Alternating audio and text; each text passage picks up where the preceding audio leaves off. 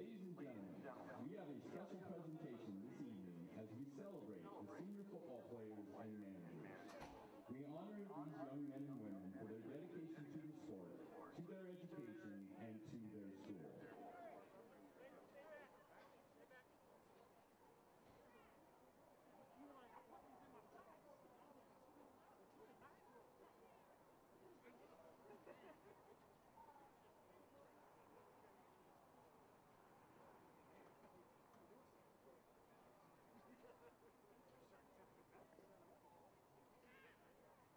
Our first senior, number 2, Darius Brown. Darius is escorted this evening by his parents, Nicole and Reggie Brown. Darius has been playing football at Grandview for 4 years, and after graduation, plans to pursue a degree in criminal justice and become a U.S. Marshal.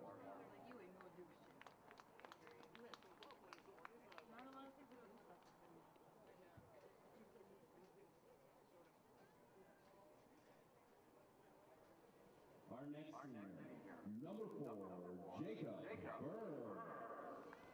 Jacob's mother Jamie, father Adam, stepmother Nicole, brother Jared, sister-in-law Tasha, and grandparents Gary and Jody are here tonight to celebrate. After 4 years of high school football, Jacob plans to continue to be a student athlete at the next level, playing football and studying business.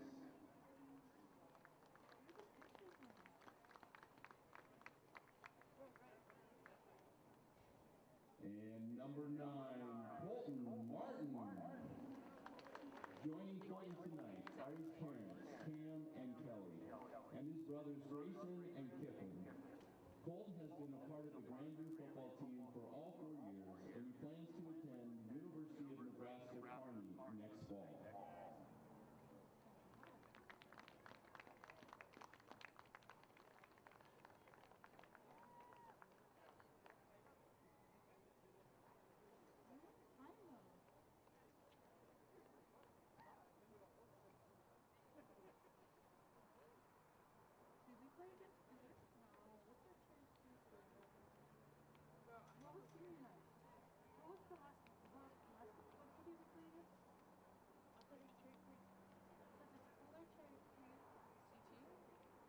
CT was first, wasn't it?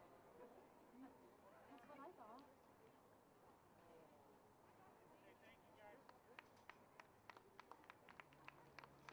Our next senior is number 11, Noah Salazar.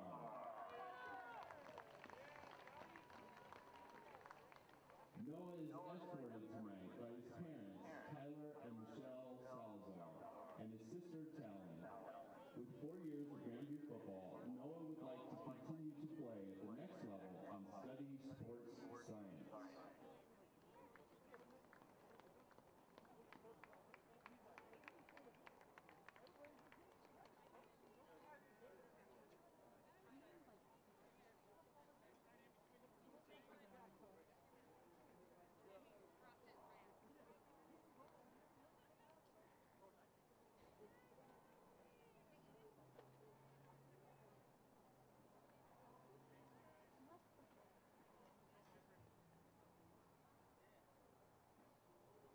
Our next senior, number 14, Tommy Cole.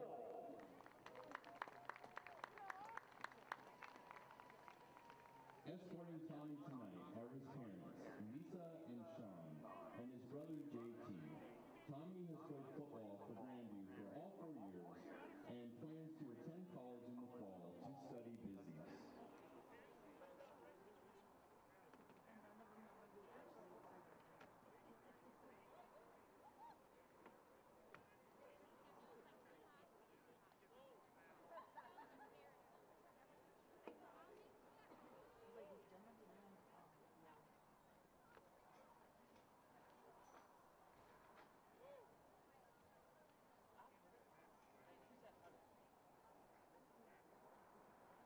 Our next senior, number 18, Brandon Handy. Joining Brandon this evening are his parents, Mike and Chantel, and his sister, Janelle. Brandon hasn't yet decided on college, but he would like to play baseball and basketball at the next level.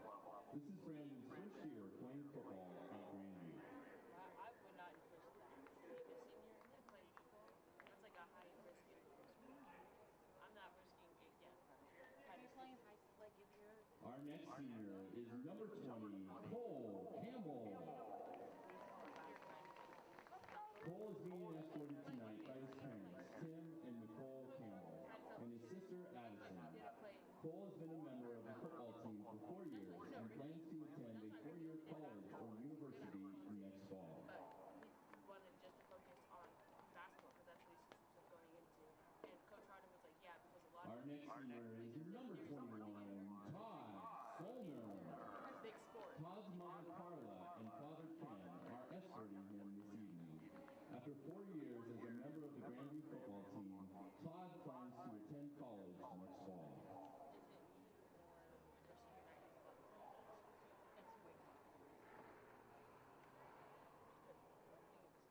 Our next senior is number 24, Trent Carlton.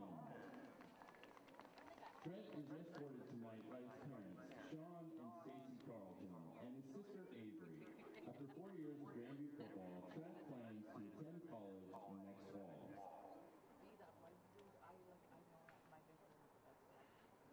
Our next senior is number 33, Tim Dudley Jr.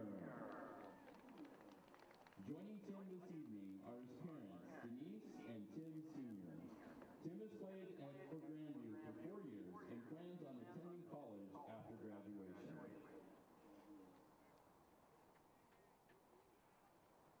Imagine if they're like, I don't know what that is. Next senior is number 42, Spencer Schwartz. Spencer's mother Casey and father Darren are escorting Spencer tonight. After 4 years as a Grandview Wolf, Spencer hopes to attend Montana State in Bozeman next fall.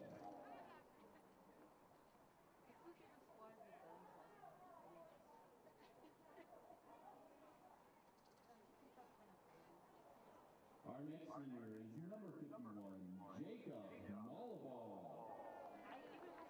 Jacob is escorted tonight by his parents, Sue and Jenny. Okay, so this is how my After 4 years of high school football at Grandview, Jacob plans to attend college after graduation. starts a week before us. Yeah. So I went for a week. I didn't like it. I told my mom, can I just miss school? So she's like, yeah, sure, why not? Our next senior is number 52, Mason Midget. No, because it didn't transfer to them. Joining Mason this evening are his parents Robert and Jasmine, and his sister Hunter. After 4 years in the Grandview football program, Mason hopes to play football next year at the college level. You can't do that. Like, you have to like, because technically I was living in Grandview. I wanted to do it. Our next senior is number 56, Mukendi Wakalanji. Mukendi's mother, Pemba Kalanji, his father, Kalanji Wa Malumba, are here tonight, as well as his brothers and teammates, Dongala and Malumba. After 4 years as a Grandview Wolf, Mukendi will continue to play football and attend college in the fall. So I went. It was so awkward. I didn't know anyone. I was just standing there. Like, Our next senior is number 58, Trevin Heil. Trevin is escorted tonight by his parents, Lindsay and Brian, and his brother Bryson, and his sisters Taylor and Brooklyn. After 4 years of playing for Grandview, Trevin plans to graduate early in December and report to the University of Nevada, Reno, where he will join his new Wolf Pack for spring football. Trevin will study engineering. Our next senior is number 59, Andreas Reina.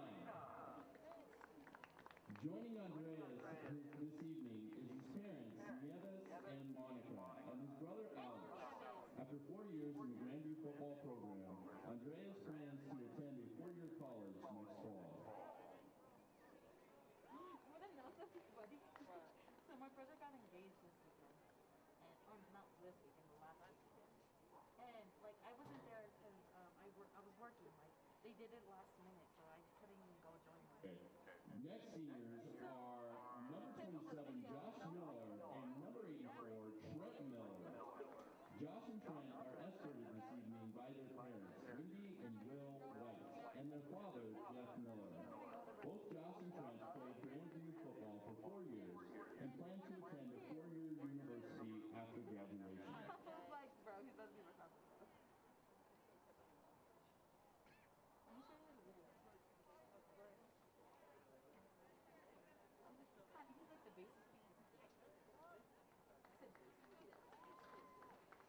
next senior is number 88, Aaron Clark. Aaron is escorted tonight by his parents, Sean and Tanya Clark. This is Aaron's first year playing football for Grandview. Aaron plans to attend Arizona State University after graduation and study sports journalism.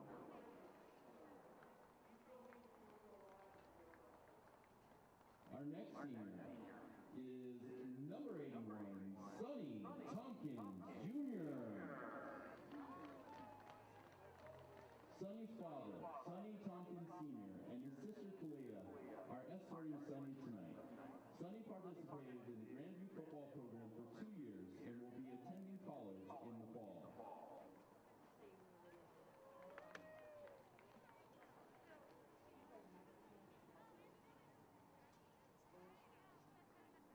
And now our manager, Heidi Pankowski. Joining Heidi this evening are her parents, Robert and Sean Pankowski. Heidi has been a manager with the Grandview Wolves football team for 4 years.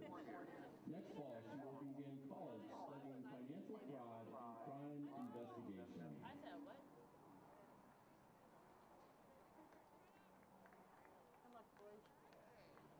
This concludes our ceremony this evening. Congratulations to all of our seniors and good luck in your future endeavors. Yeah. Because that's how it works. That makes sense. They just focus on training more. Like in her case. Even though she said. Ladies and gentlemen, on behalf of the entire Grandview community, we would like to welcome each and every one of you to Legacy Stadium for tonight's game between the visiting Smoky Hill Buffaloes and your Grandview Wolves. The visiting Smoky Hill Buffaloes are led by Principal Chuck Puga, Athletic Director John Thompson, and Head Football Coach Tom Burnell. And welcoming the Buffaloes to the Wolves Den is your Grandview Wolves. I need to stop. I'm getting people by The their Grandview Wolves are led by our principal, Dr. Lisa Roberts, Athletic Director Wester Smock, and our head football coach, John Schultz. Grandview and Smoky Hill High Schools are proud members of the Colorado High School Activities Association. This association believes high school athletics to be a vital part of the total educational program and conducts competitive activities for the many benefits which are derived by spectators and participants alike. The high ideals we hold in this regard can only be realized where there is respect for the effort and integrity of all game officials, coaches, and players. We urgently request that all spectators please join us in making this contest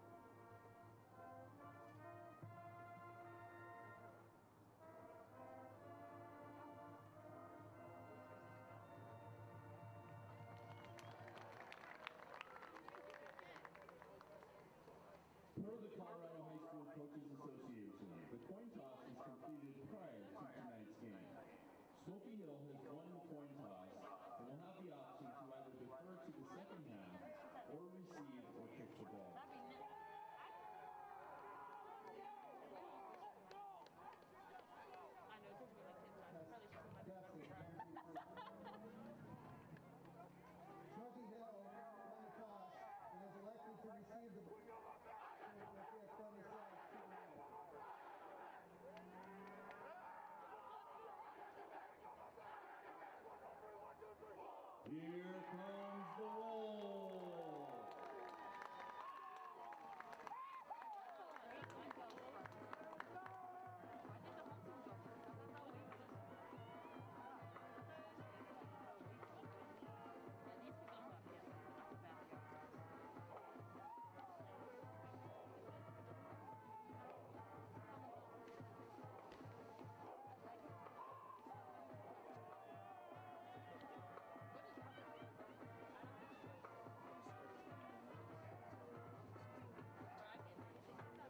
At this time, we would like to extend a special thank you to tonight's officials. Referee John Conklin, umpire Robert Murdoch, head linesman Kevin Brady, line judge Steve McFall, and back judge Larry Abel.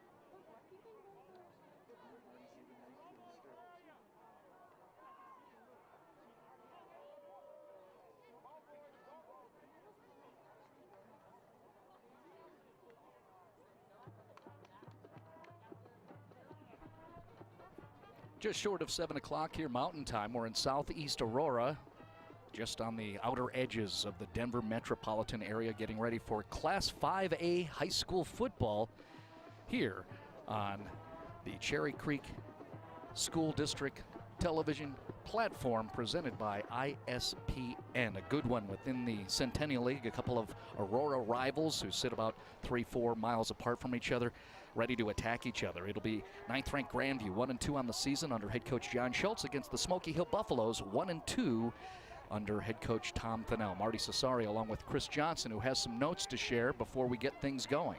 How you doing, Marty? Happy to be here with you today. Looks like we're going to have a good one here. We got a couple of offenses averaging right around 26 points per game. Going to be going at each other as we see the kickoff there.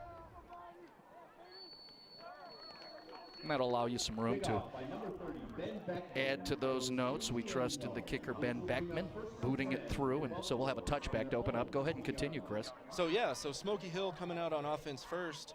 They get it done with the quarterback, Leslie Richardson III. Leslie Richardson accounts for 91% of the offense through the air. He likes to target his two tall wide receivers out on the edge, Alec Pinkowski, number 12, and Anthony Harris Jr., number 15. So Grandview's defense, led by that defensive backfield, going to have to get some pressure, as you see they did there, forcing the screen pass on the very first play. So there's the first snap, and you see a little bit of that tempo and then the multiple targets for Leslie Richardson. That is a first down completion from the quarterback Richardson to Davian Norman, and immediately a first down pickup, gain of 12 yards on that play for the Buffaloes. Yeah, Norman's the third target there in that offense alongside Pinkowski and Harris, averaging about 90 yards per game, getting the ball from Richardson. Brings up a first down play from the 33, just underway. Richardson, a slant to the interior, and there's one of the big targets that we've been anxious about watching, and that is Anthony Harris Jr., the 6'5", 190-pound wide receiver who goes down, looks like he took a shot to the hip, and he's going to come up gingerly after that short pickup on the completion from Richardson to Harris. Well, you hope he's all right, obviously walking it off there after the big shot. Nice route running there by Harris. He was someone they definitely missed last week at the game you did when Smoky Hill went down to Cherokee Trail. Again, just getting started. We're about a minute and a half into this game between the Southeast Aurora rivals at Legacy Stadium. Richardson able to connect with another one of those targets, so nice we got to showcase the two bookends. Nice tight shot from Phil Mildren there on the 6'5", 180-pound senior Alec Pinkowski. So there you see it. Everyone we talked about at the beginning getting involved here on the first drive, and things are going really smoothly here for the Smoky Hill Buffaloes on the first three plays, getting exactly what they want, finding those three targets that Richardson likes, and find themselves at midfield. those first 3 plays, 2 first down pickups, including the gain of 12 from Richardson to Pinkowski right at midfield. Smoky Hill in white, advancing the football on their opening possession. Richardson now going to go over the top, and there's some contact at the feet of Pinkowski and the defender. Back there defending was Marcus Williams, and we'll await the verdict from the officials. Yeah, it seems likely to be a defensive pass interference, and that's pretty unfortunate, as you see the signal there. He just kind of got tangled up down there at the lower body and the feet. Nothing real blatant.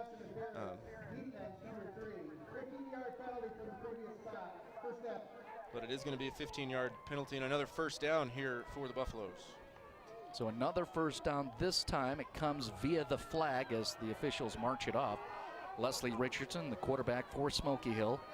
The skills players, Marvin Jones, the running back, Ellen Pinkowski, Anthony Harris Jr., and Davian Norman are the wide receivers. And we'll share the starters along the line of scrimmage for the Buffaloes wearing white tonight here at Legacy Stadium. First down play. Richardson dropping back.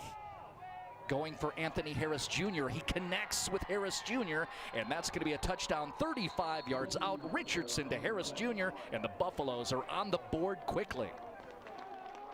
So you see there, getting the ball downfield to Harris Jr. Nice ball by Richardson, but we do have a flag down near the line of scrimmage here on the near side. Looks like it's going to be a false start on the Buffaloes, so take that one off the board, unfortunately, for Smoky Hill. Well, you got a glimpse as what you might expect if you haven't seen Anthony Harris Jr. The flag negates the touchdown, set the ball back at the 40-yard line. Those linemen, by the way, starting for Smoky Hill, Jaden Yorkman Luna, Joe Strasser, Troy Kaiser is the center, Baker Darley is the right guard, Brody Michael the tackle, and then floating around, you'll see him a lot, is number 47, Caden Fitzgerald, who plays tight end, fullback, and just is all over the place protecting Leslie Richardson. So 1st and 15 after the Harris Jr. touchdown was negated, and there's a jet sweep to the far side, some blocking there, and then excellent job chasing down the ball carrier. Malik Singleton makes the tackle on the far side for Grandview, number 19 right there.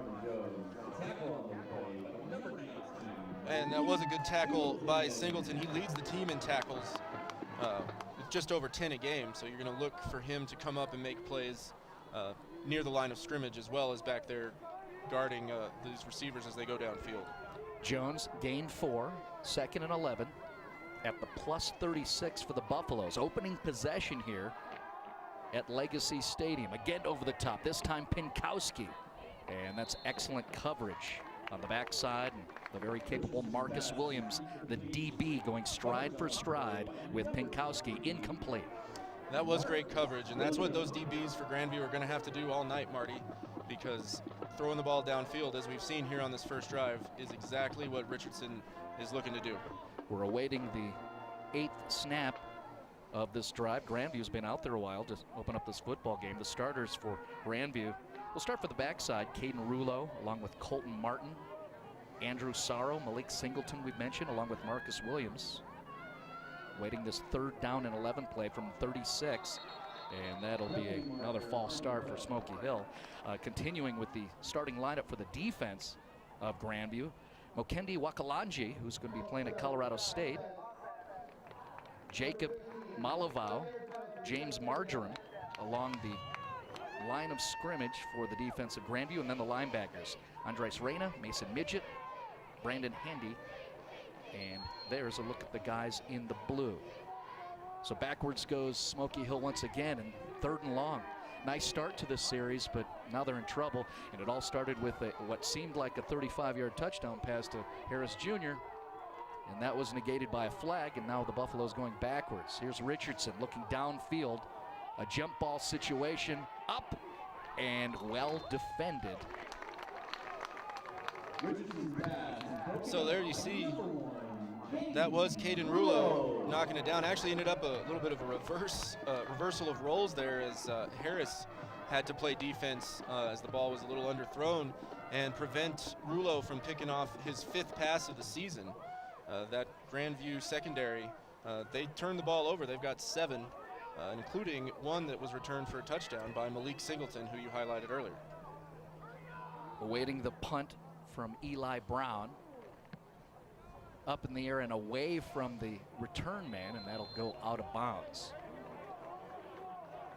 So with 3.5 minutes expired into the opening quarter at Legacy Stadium in Southeast Aurora, we will now get our first look at the Grandview offense along with the Smoky Hill defense. 9:27 mark first quarter, and here come the Wolves offensively. And the Wolves do things a little bit different than the Buffaloes. A little bit more balanced attack, but it really goes through the ground game. Musa Al-Safar leading the way with 90 yards a game. He's gone over 100 once, 3 touchdowns on the season so far.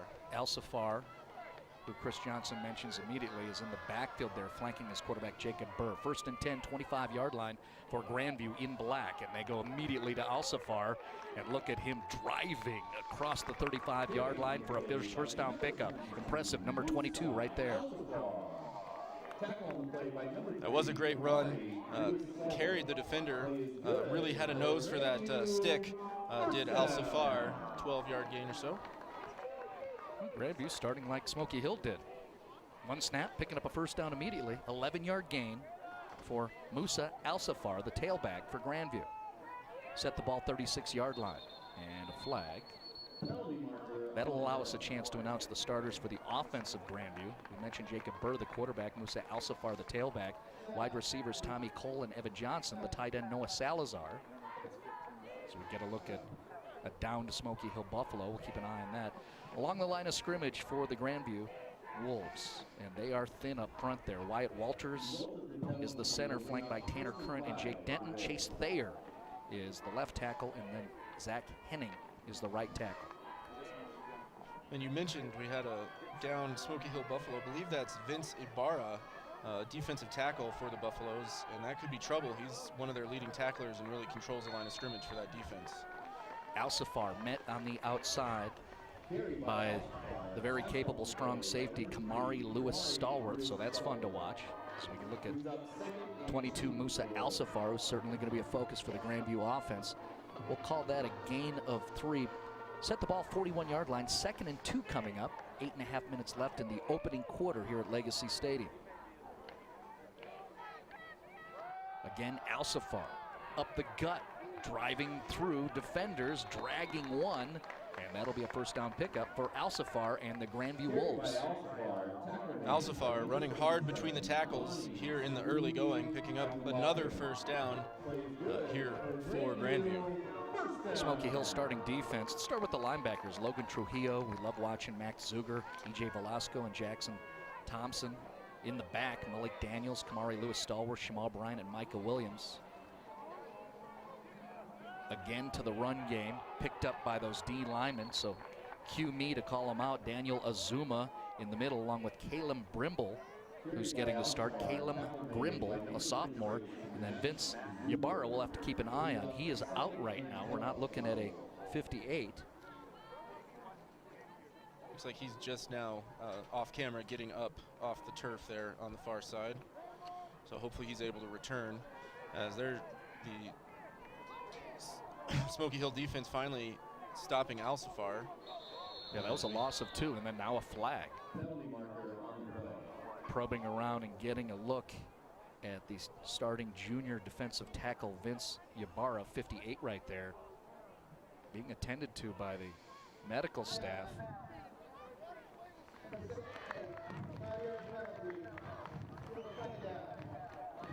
It looks like the call was defensive offsides, so that negates the 2-yard loss that Smoky Hill held Al-Safar to on the previous play. Flag back, flag forward.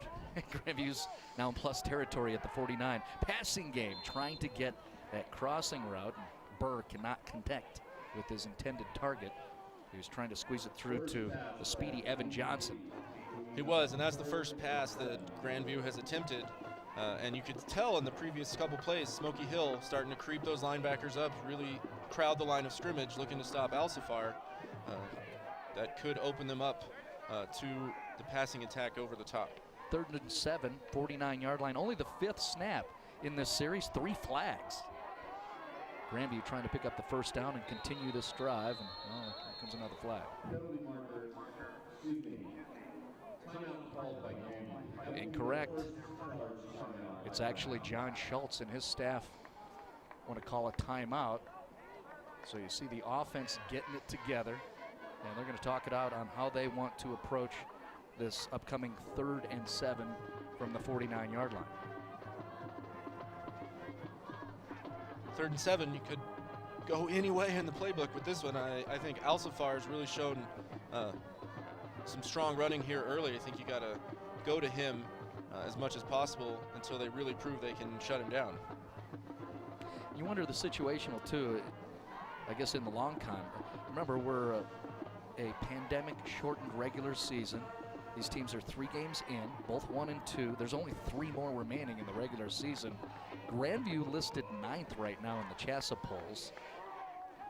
1 and 2 right now. So, you know, it's going to be interesting on how they're going to approach their postseason opportunities. Only 8 teams going to make the playoffs in Class 5A, and, well, we're less than a month away from getting there. Burr goes to the passing game, picks up the first down. Nice step inside the defensive back. Must have stepped out of bounds, but still a pretty play as Burr connects with his target out there. Yeah, that was Darius Brown that he found over on the sideline for the first down. Nice catch by Brown, and nice quick feet. He juked the defender, but just too far to the sideline. Just got that toe on the white to stop the play, but still a first down, and the drive continues for Grandview. Needed 7, got 9, first down, another flag, and now it'll be 1st and 5. Well, at least that's what my first perception of it is. I had the same first perception, and it looks like our perceptions were correct. So 1st and 5. These pre-snap penalties really go to what you said. The COVID-19 season, you know, practice is tough. It's hard to really instill that discipline and get the reps in to stay calm. Burr and his offense wasting no time. Immediately snapped the ball, handed off to Alcifar, and that's good work up front. Big guys making tackles, including Calum Grimble, the sophomore defensive end, 78 right there, center screen. Yeah, he was in there. So were really the whole defensive line really starting to turn the tables and get the push off the snap of the ball that they were not getting during the first 3 plays, where Alcifar gained 20 yards on 3 carries to start the drive. But they've really started to slow him down, and if they could stay on sides, they could really probably get Grandview off the field here pretty quick. No score, 1 series each. Grandview, their opening drive. 8th play of this series for the Grandview Wolves in the dark jerseys. Musa Alcifar gets to the outside, looking to outrun the defense, eventually taken down with a shoulder tackle along the sideline. Nice pickup for 22, Musa Alcifar. There he was, 22, picking up just about 22, it looked like. And that defender is going to stay down. It was a great hustle and tackle play by Micah Williams, the senior free safety, but now he's banged up a little bit. So that's the second Smoky Hill defender we've seen get knocked around here in the early going. Vince Ybarra, the junior defensive tackle, went out earlier in this series. Now Micah Williams will sit down. That was a gain of 28 for Alcifar. 1st and goal, Grandview. Back to Alcifar, met immediately. And that is a run blitz, and done so successfully by number 26, Max Zuger, the middle linebacker.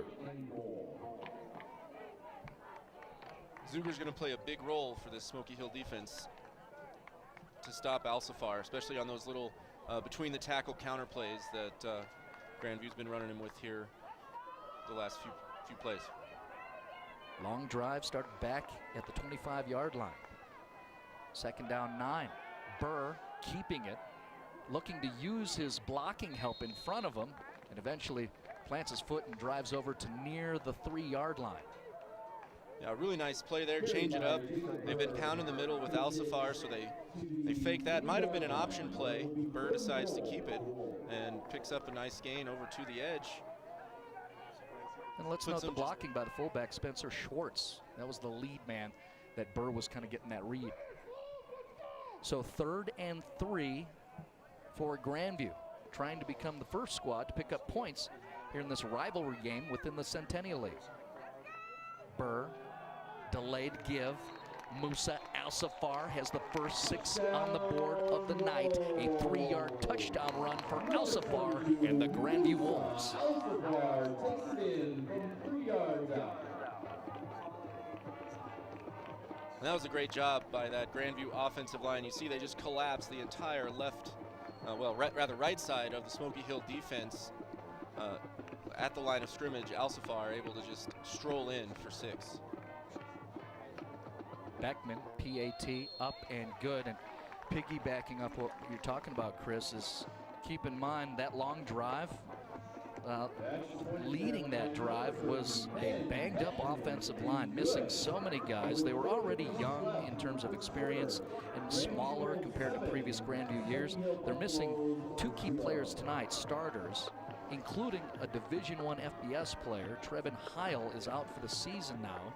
He is, well, he's done, and he's just going to early enroll at the University of Nevada, so he is out. But look at how impressive Grandview was, constantly leading Musa Alcifar and eventually getting that 3-yard touchdown. Yeah, football's always a game of next man up. You know, the key players could go down at any time, and the next guys on the roster and the depth chart have to be ready to go. And without question, those O-linemen who are getting their opportunity for Grandview here tonight are rising to the occasion, at least here in the first quarter. 9 plays, 75 yards, 4:52 mark first quarter. Musa Alcifar with a 3-yard touchdown run. Grandview has the lead. Beckman kicking off for the Wolves. 3 deep, 2 long. Beckman's got the foot and feeling good here on this Friday night at Legacy Stadium. Yeah, Beckman absolutely automatic on the PATs. That one just now made him 12 for 12 on the year. And we'll see what Smoky Hill can do. Great start to that first drive before it stalled out. Really kind of getting that touchdown called back seemed to put them on tilt, and they never really recovered. Yeah, definitely affected them. Opening series, Smoky Hill, Richardson to Anthony Harris Jr. Looks so good too. 35-yard touchdown pass negated by a flag. Second series for the Buffaloes. They're going to throw it over the top to Pinkowski. Leaps up and grabs it. That was a pretty catch, but no room over there, no space, and caught it out of bounds. Yeah, and Richardson had to get rid of that one a little bit quicker, I think, than he really wanted to. You saw a lot of black jerseys pouring through the line of scrimmage and getting the pressure on him right after he took the snap on that one. If he'd had another half second to set his feet a little bit better, that one might have been more on target, and Pinkowski could have stayed in the gridiron. At least we get our entertainment. I mean, what we were looking forward to was Leslie Richardson slinging it to his very entertaining wideouts, and that includes the big guys and Anthony Harris Jr. You just saw Alex Pinkowski and then Davian Norman. So we're getting to see some of that. We'll see if the Buffaloes can pick up yardage here. They go to the run game and get across the 20-yard line.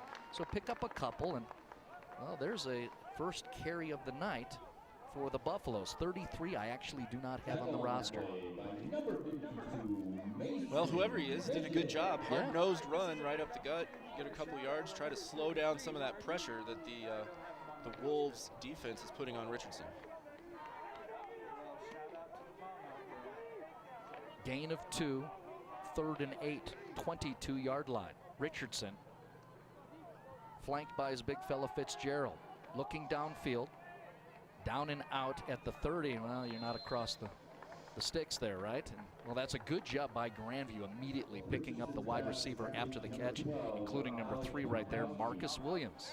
It was a good job, and Pinkowski making my heart skip a beat, waving the football out there like he was at the goal line. You know, breaking the plane only counts down at the end of the field. Here in the middle, you got to keep that thing in tight, make sure you don't give it away. Well, check this out. 4th and 1, your own 29. They're going to quickly snap it and go for the QB sneak, and I'm not sure they're going to get it. Leg drive, Leslie Richardson loses his helmet.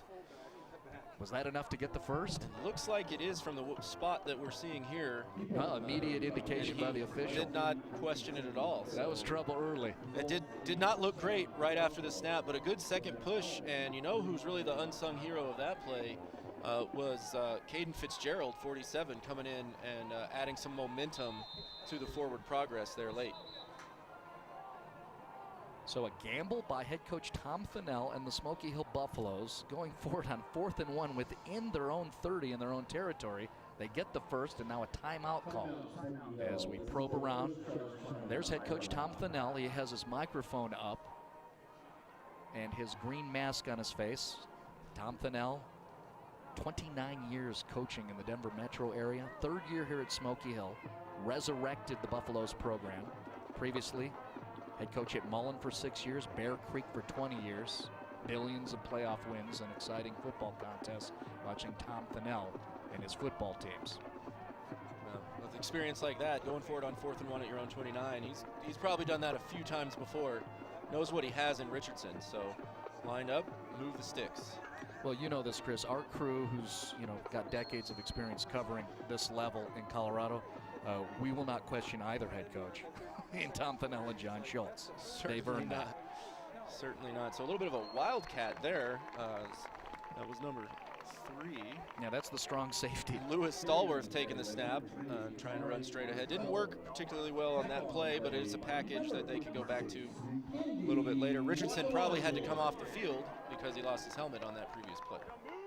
And that's why we got to see a different look. Well, it was read very well by a future FBS player in the Mountain West, Mukendi Wakalanji, 56, the D end on the far side of that 3-man front for Grandview. 2nd and 12 coming up, 28-yard line. Under 3 to play in the first. Richardson back in, running around, finds his man. That is a nice look from a high school quarterback, and eventually finds Davian Norman, first down pickup. Great job there again by Richardson, rolling out as the pressure came, felt it, waited as long as he could, and then found Norman right in there in a little seam in the Grandview defense. Gain of 14, Richardson to Norman.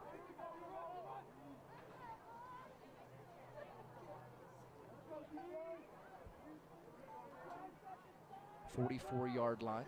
Buffaloes continuing, down 7. Over the top of the defenders, Pinkowski. He's just doing that to irritate you, Chris. Again, carrying it with the left hand, one-handed, loaf of bread style. He did. It's working out for him too. He's got a lot of faith in his grip strength out there. So, but a nice catch and a nice little 4-yard gain on first down for the Buffaloes. The thing that I think is bold is that's his sideline over there. He's doing that right in front of his staff. Gain of 4 there. We'll call it 3. 2nd and 7, 48-yard line. About midfield, Smoky Hill continuing their series. Richardson on the run. We know he's got the goods on foot and gets near the first down marker. Well, that's the first time we've seen him run up the field. We've seen him move around in the pocket a lot, but Richardson definitely athletic enough to get to the edge and make you pay if you lose containment on him with the pass rush. Bringing up 3rd and 1. Well, plus territory for Smoky Hill. 9th snap coming up in this series, so another long drive. These squads keeping the football successfully. Grandview with the 7-0 lead, going to the run game, and that's well read. Whistle blown before the fumble there. But a great job, I believe I'm picking out. That is Wakalanji's younger brother, Malamba, the senior D lineman, making a nice read and getting some love from his big bro. That's a loss on that. It'll set up a 4th and 4. Yeah, 4th and 4 at midfield now, and a great job by the entire Grandview D line to keep that play from picking up the 1 yard they needed for a first down. And, well, there's a trend. Grandview went on 4th down. Smoky Hill did twice here in this series. Well, they are going to, it appears. 4th and 4 from the 50. Richardson takes it. Throws immediately to Pinkowski. And he's picked up right away by the defender, Caden Rulo, with the tackle that will force the turnover on downs. Yeah, Pinkowski just short of the marker on that route. Nice delivery by Richardson, but Rulo right there, as soon as the ball got to Pinkowski, so did Rulo, stopped him in his tracks, and Grandview's going to take over. So I think that trend of going for it on 4th down goes back to what you were talking about, a shortened season, opportunity for the playoffs limited, so they've just really got to take some chances here to get the win tonight and pull back to 500. One of these teams is going to do that. Sprinkle in the 2020, whatever, right? There are no rules. Grandview with their 7-0 lead. Their defense just forces a turnover on downs, and why not just hand it off to 22, Musa Alsafar, who has the lone score in the football game. And another 4 yards for Alsafar on that carry up the middle.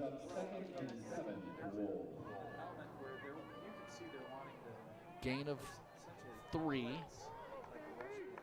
Under a minute to play. First quarter, Legacy Stadium, Southeast Aurora, with CCTV and ISPN. Spin move, new quarterback, Alsafar, taken down by 5 white jerseys. Now that's something we'll have to keep an eye on. Someone else taking the snap there. That was Jonathan Brodus, KB Brodus, under center for the Grandview Wolves. 76 making the tackle, and we do not have a 7-6 on our roster. Whoever he is, he got some great penetration there up the middle of the defense and stopped Alsafar in his tracks, bringing up this 3rd and 11 for the Wolves. I may actually have the answer to that via the athletic director DMing me on the Twitter as we look at the Grandview Wolves Spirit Squad. They're pumped up. They got the 7-0 lead. That tackle, by the way, was number 76, Isaiah Atchison. So thank you to John Thompson. A couple of very active ADs involved here. Wes Smock, Grandview, John Thompson, Smoky Hill. Larry Bull, the district athletic director, who's a big part of investing in this broadcast for you via the Ingram Sports Production Network and the Cherry Creek Schools television platform via YouTube. So glad to bring this presentation to you. Marty Cesario along with Chris Johnson, the big fella, former Grand Valley Cardinal and UCCS Mountain Lion. Me being lead chair ukulele in the Hubert Humphrey Middle School band at one point, part of my glory. Brian Roth, the director down in the truck. Phil Mildren, he's our big Millie running camera 1. Second quarter starting up. Grandview with just their 2nd series in the 7-0 lead, and there's a flag. Another pre-snap flag.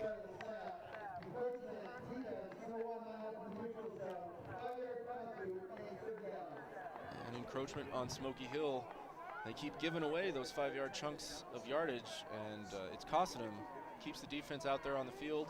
Obviously, that's yardage that Grandview doesn't have to earn. So they really need to try to get that buttoned up here as we start the 2nd quarter.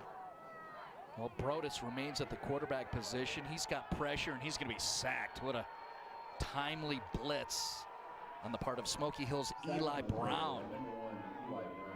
It's kind of fun because he's normally punter-kicker, and we wonder, because he's a good look, right? He passed the eye test.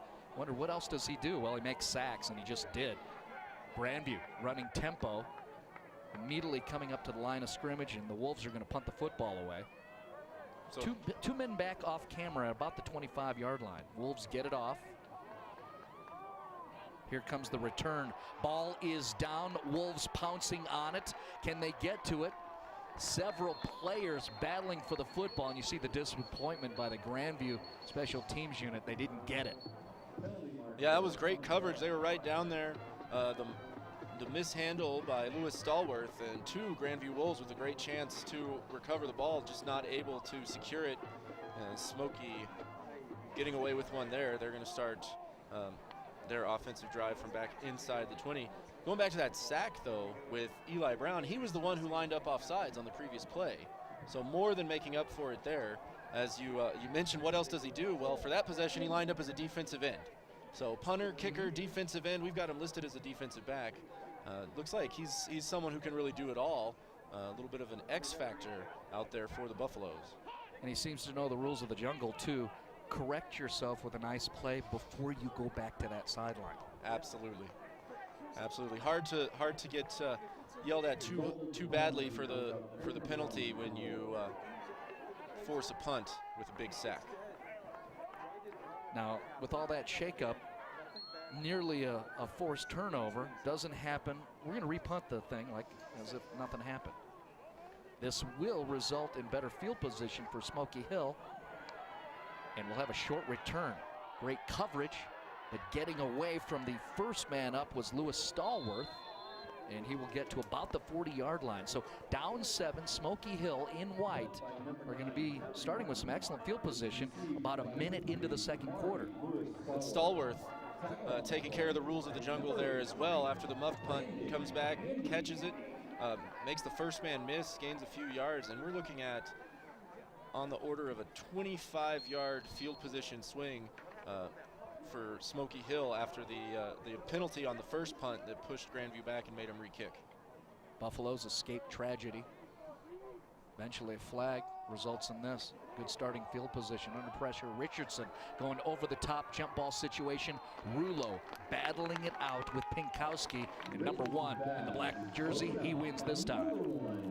He sure does. Great coverage running step for step by Rulo. Rulo giving up about 6 inches on Pinkowski, but he's staying in there, sticking his hands in there. Great timing to break it up. So really great play from the Grandview safety. Last time we had Grandview on a CCTV broadcast, Rulo went nutso, had 2 interceptions, a fumble recovery, returned one of those picks for a touchdown, and got some highlights floating around Twitter. Smoky Hill inside, Brown knifing through the defense, still alive across the 40-yard line in plus territory. Nice effort on the part of Davian Norman. So there goes Smoky back to that little inside screen pass to Norman out of the slot. That was the first play they ran of the game, and it led to a first down, and same result here, even better, as Norman breaks a couple tackles and moves them well into plus territory. 5th first down overall for the Buffaloes. Gain of 22, Richardson to Norman. Buffaloes in business. Richardson back to the passing game. Jump ball, trying to find his big man there, and Anthony Harris Jr. No go, too strong.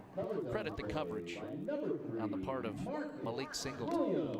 Yeah, Marcus Williams down there as well, running step for step with Harris Jr., trying to slow him down, keeping him from getting to full speed, which he was going to need to track down that mortar that Richardson sent down the field. Keep in mind, every time you see Anthony Harris Jr. had a touchdown called back, 35-yard touchdown connection, flag fell, and that negated that score. Richardson passing again. He's going to roll that far side, looking for Pinkowski.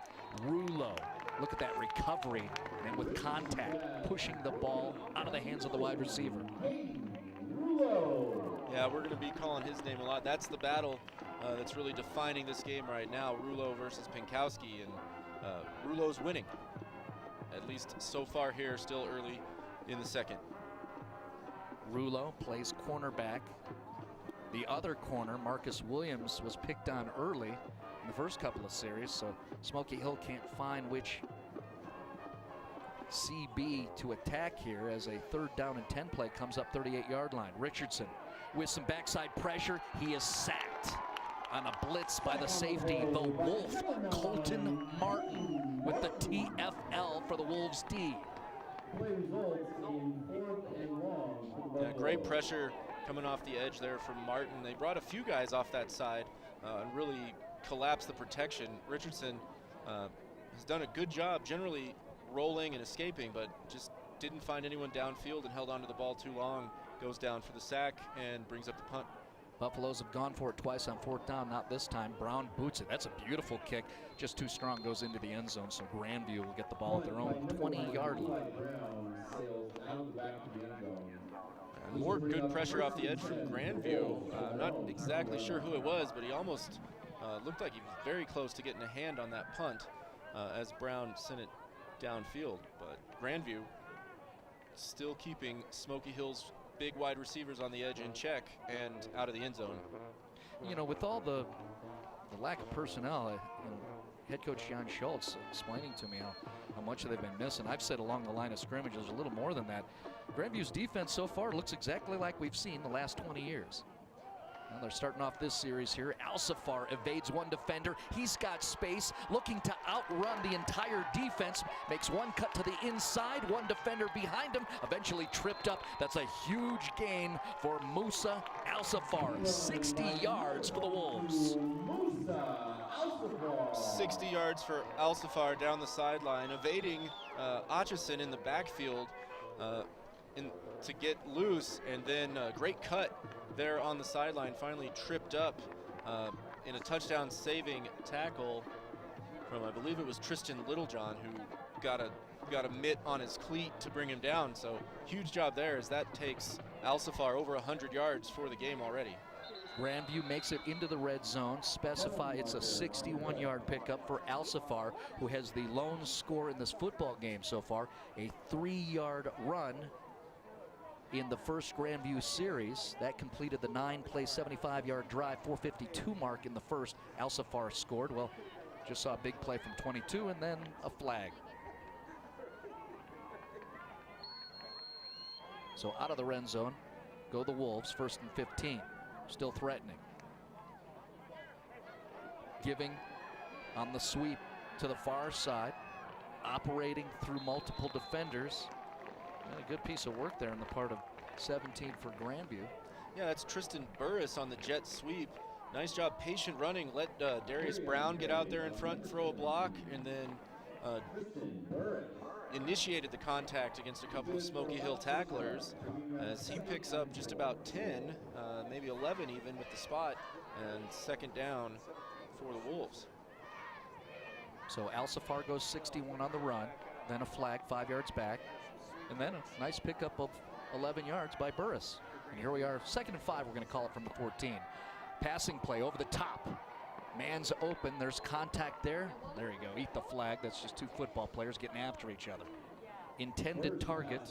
Tommy Cole, number 14, out there on the edge for the Wolves. That's who Burr was looking for in the end zone. And we're looking at Malik Daniels, the junior cornerback, who does an excellent job for the Smoky Hill defense. Certainly did on that play. Cut right inside, broke up the pass, and saved the 6 points.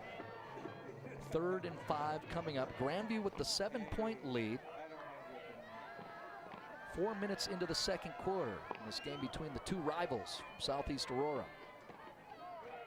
Back to Alcifar up the middle with momentum, drives into the defender, gets about to the 2-yard line, taken down by Micah Williams. Musa Alcifar is having himself a nice night so far. He sure is, and once again, that one's straight up the gut. Didn't get touched until he was at the 2nd level. So that patchwork, stitched together Grandview offensive line, not looking like it, as they continue to open up big running lanes for Musa Alcifar. That was a gain of 13. 1st and goal, 3-yard line for Grandview with the 7-point lead.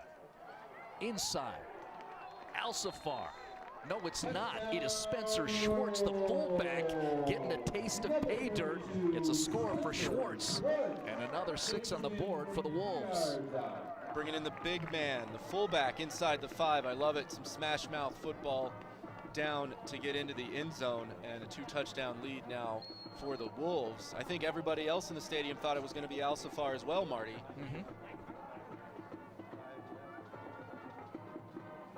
Beckman up and good. Converts the PAT successfully. And Grandview has scored on 2 of their 3 possessions in this football game, where, well, teams are having limited opportunities with possessions. This time, 3-yard run at the 7:35 mark, 2nd quarter. Spencer Schwartz, the fullback, with the score for the Wolves. Yeah, those long possessions for both teams, really, you expect it to be a bit more of Grandview's plan, given the way they play. They like to keep the clock moving. Smoky Hill throwing the ball around the yard a little bit more. It's not something that they would naturally allow, but they've had some strong, long, sustained drives as well. So like you said, points at a premium here, opportunities with the ball at a premium, in Grandview capitalizing on that one. 7 plays, 80 yards. Finished off by Spencer Schwartz, the 3-yard touchdown run. Of course, the catalyst was first snap in the drive, 61 yards, Musa Alcifar. And an onside kick.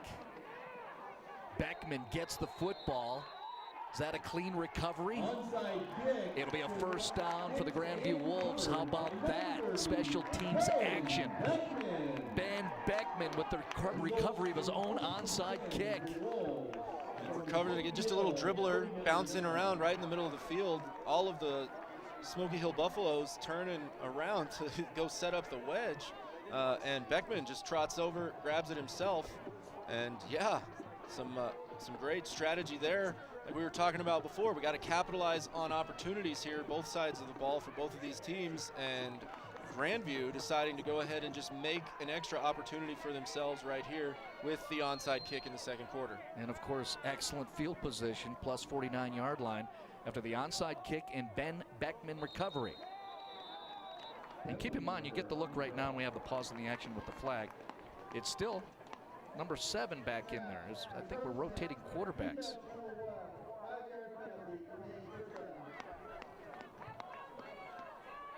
It does seem like that now. That we're alternating drives, as this is the 4th drive out for the Wolves and the 2nd time that we've seen Jonathan Broadus. Handoff, Alsafar, lead blocker, finds the edge along the sideline, steps to the inside across the 20-yard line. Red zone again at Grandview after the big pickup by Musa and Alsafar. So penalty back there near the line of scrimmage. We'll have to wait and see. Probably going to be offensive holding. That's usually what you have in these situations, but we'll see what the official tells.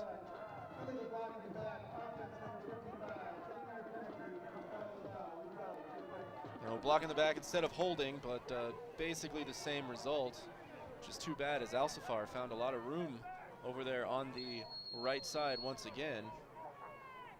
And the hold happened just far enough, or the block in the back, excuse me, happened just far enough downfield that we're literally back at the original line of scrimmage. It's a reset at the 49. Broadus handoff, Alsafar. Missed exchange, ball to the ground. Broadus smartly jumps on top of it, and then he is tackled and made sure keeping him down was Eli Brown. So we saw him run a little quick read option down in that first scoring drive. Looks like maybe that's what they were trying to do there, but Broadus and Alsafar just a little sloppy on the exchange, but Broadus jumping on the ball. Just a loss of 2 here to bring us 2nd down. 14-0 game. Grandview in black, listed number 9 in the Chassa polls. 1-2 on the season under head coach John Schultz. Have that 2-touchdown lead. Quick pass inside. Well, that's a nice gain. Frustrated is Evan Johnson. Thought he had a chance for that first down. I like the awareness that he knew where the sticks were. Just a little short, and he'll have another snap ahead of him. Yeah, he made a nice move on Micah Williams, just able to reach out and grab his shin and trip him up. Otherwise, he might still be running.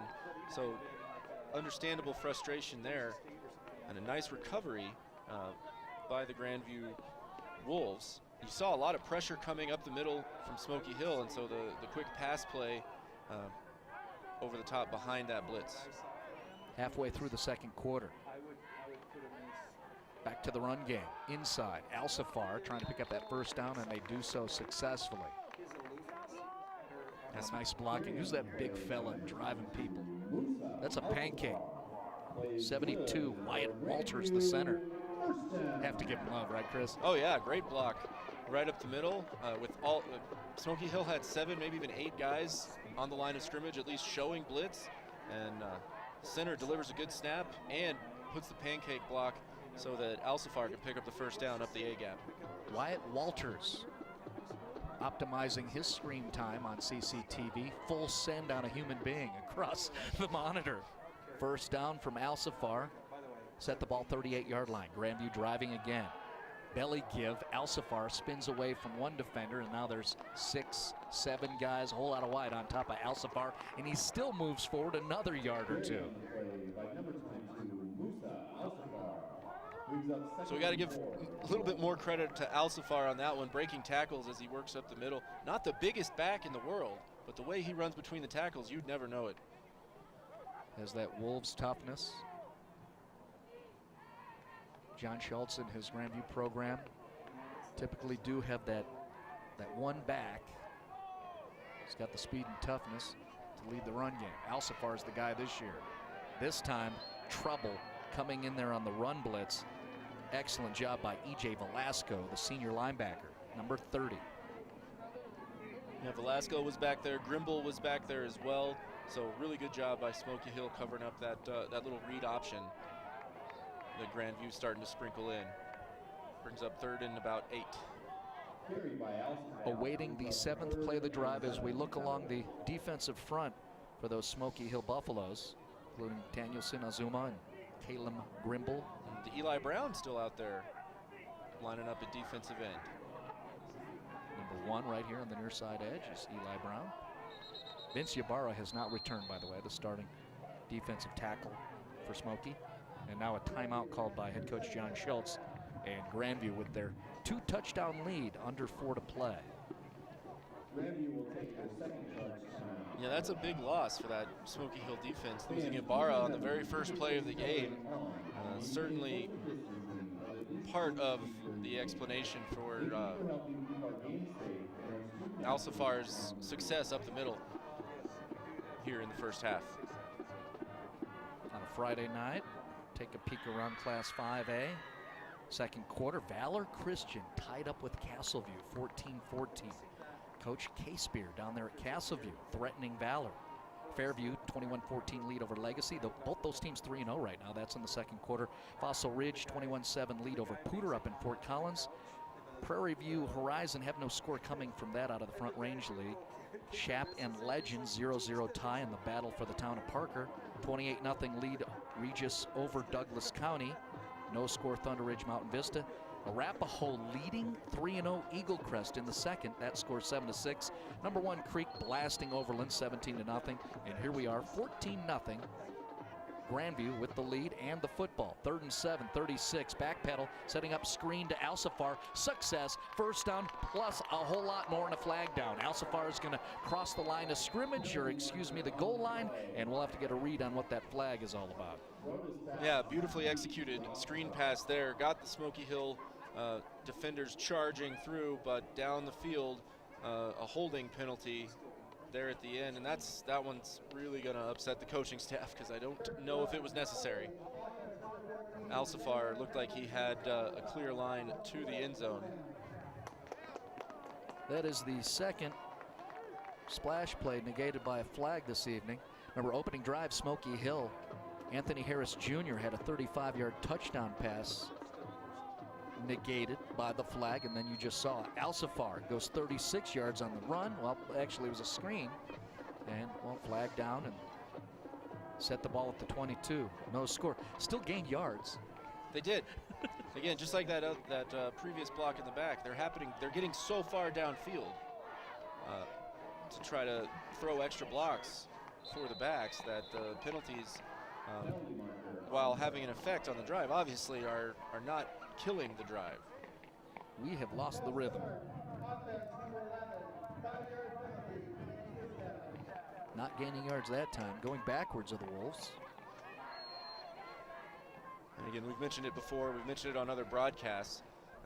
You know, tough to get practices in, tough to get reps in, and so penalties are the kind of the natural results of the crazy situation that these coaches and players find themselves in here in 2020. That was the 3rd flag on this series for Grandview. Brodus rolling, has a man behind the defense, connects with them. That's going to be a touchdown for Grandview. It is Brodus finding his man Evan Johnson. 27-yard score for the Wolves. So great job there by Brodus, rolling out, finds Johnson, who had a step and just gets into the pylon for the score. Brodus channeling a little bit of Richardson there, rolling out a little bit, throwing the ball up, finding an open receiver downfield. Good job by him. And Beckman stays perfect on PATs for the season. It did have that look of what we see commonly from Richardson. It absolutely did. Absolutely did. Smoky Hill, I'm sure Smoky Hill's defense recognized that from practice. Well, let's do some recall. It seemed like a while ago, but how about the onside kick? Ben Beckman recovers it himself just after the Spencer Schwartz 3-yard touchdown run, and now the Wolves have collected points, and you see on the scoreboard bottom of your screen, it's a big lead for 9th-ranked Grandview.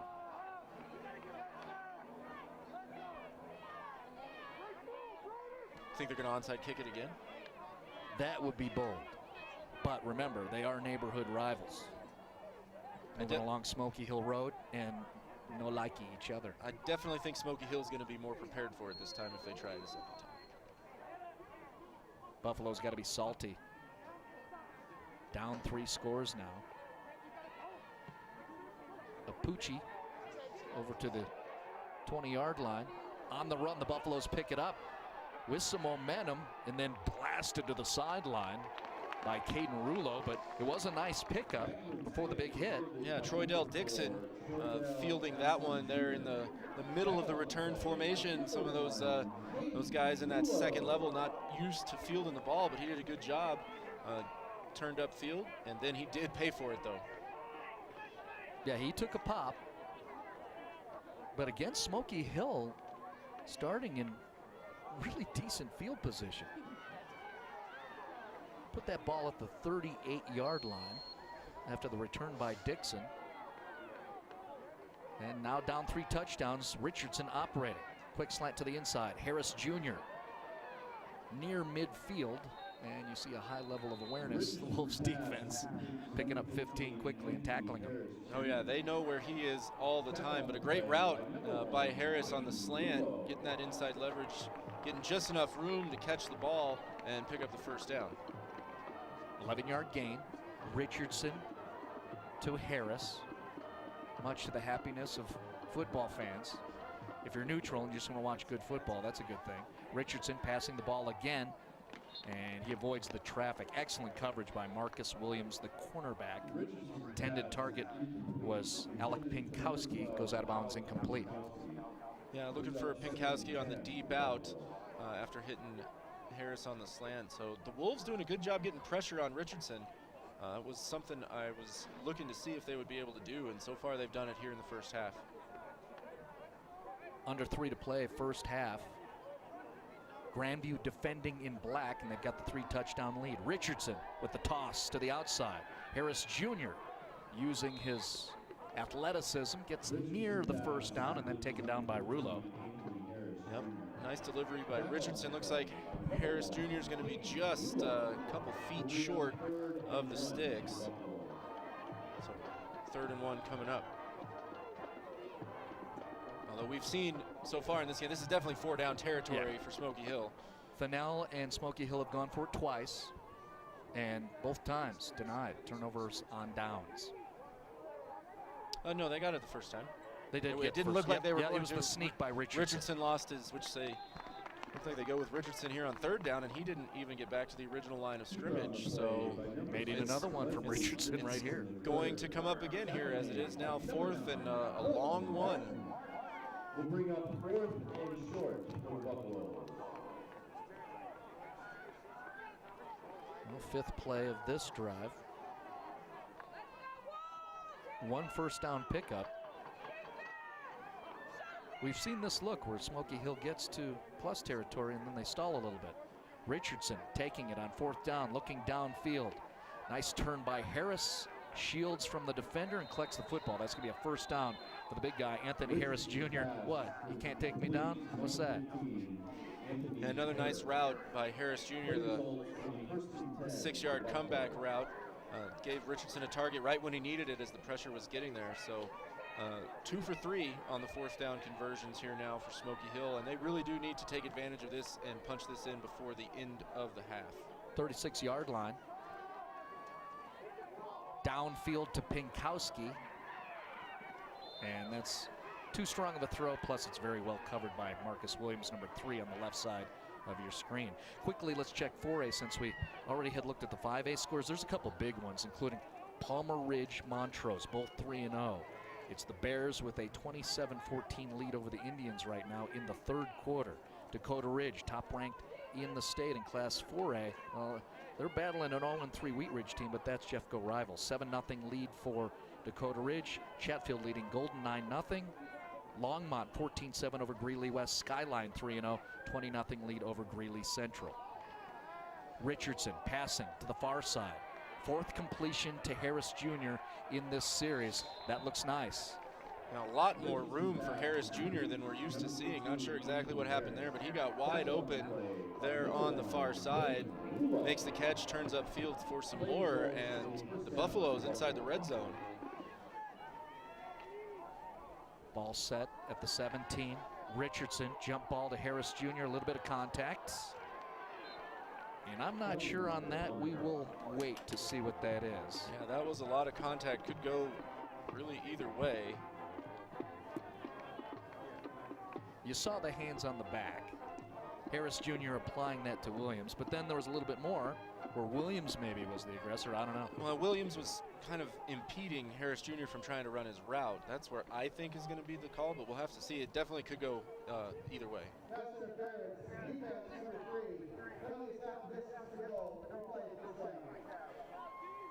So half the distance and replay first down after that pass interference, and Harris Jr. definitely doing the work here on this drive. He's the primary target for Richardson. And that's Harris Jr. over on the far side, top right-hand corner. First down play, and put the ball at the 8-yard line. 1st and goal for Smoky Hill, looking for their first points. Pressure coming. Richardson evades. Pump fake, throws it over the top, nobody there, and then there's another flag. Yeah, you see there, Marvin Jones had to get up off the turf. Didn't really see exactly why he was on the turf, but generally when a receiver's on the ground with the ball in the air, it's going to be bad for the defense, and it is this time as well. Which is too bad because Richardson really under pressure there in the backfield. Had to just kind of throw that away more than anything. Had a couple guys in the area, but I don't think anyone was going to catch the ball. So tough break for that Grandview defensive backfield that has played so well this entire half. Make a good point, Chris. That ball was not going to be caught by anybody at this building. But, well, pass interference calls against the defense, both flanks of the end zone. 1st and goal here again, 4-yard line. Here comes the blitz, and they find Pinkowski. It's a touchdown for Smoky Hill. Leslie Richardson connects with Alec Pinkowski, and the Buffaloes have 6 on the board for the first time tonight. Big time finish for the drive there for Richardson and Pinkowski. Great little route. Pinkowski kind of faked the slant, then worked his way back out towards the pylon. And Richardson delivering the ball right on target to get the Buffaloes on the board.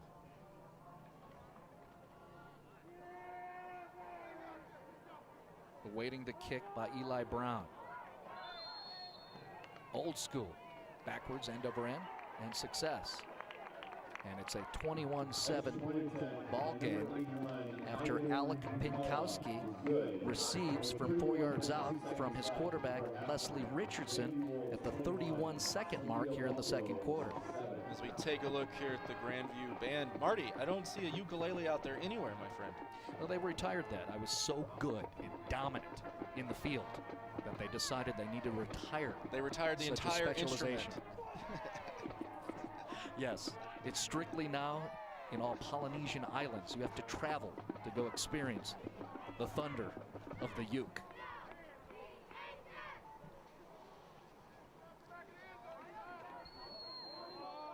Pause for fake laughter.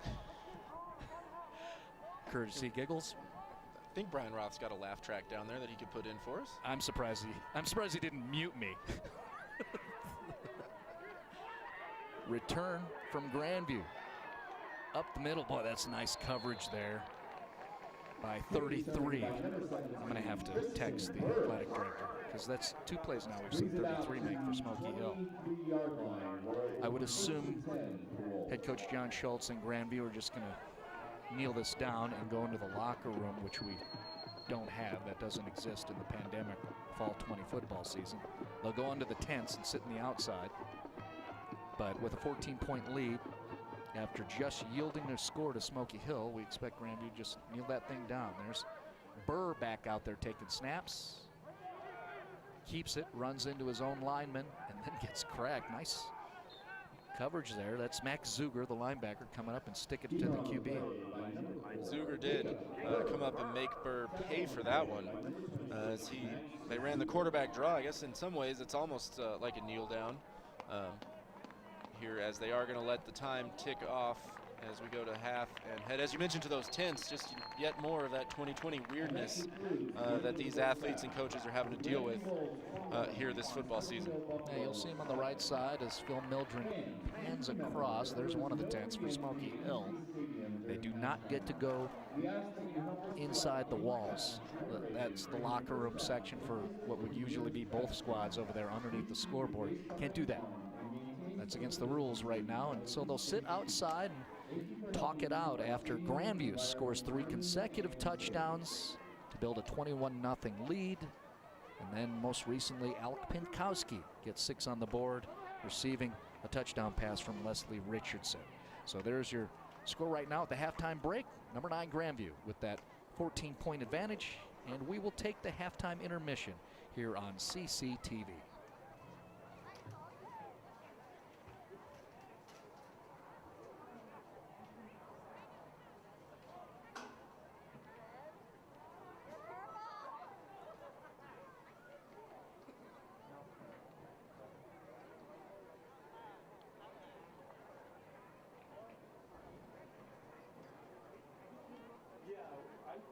Anytime I've seen them, I've moved the camera back to them, and then I put it back.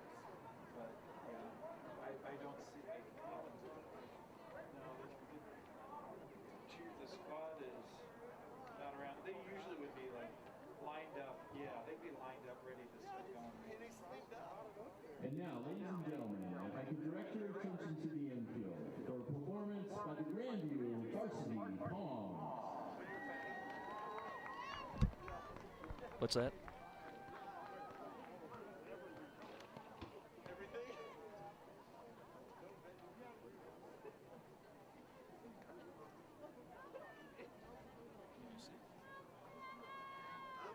I'm down about 1. Yeah, I was 195 for a while. What's that?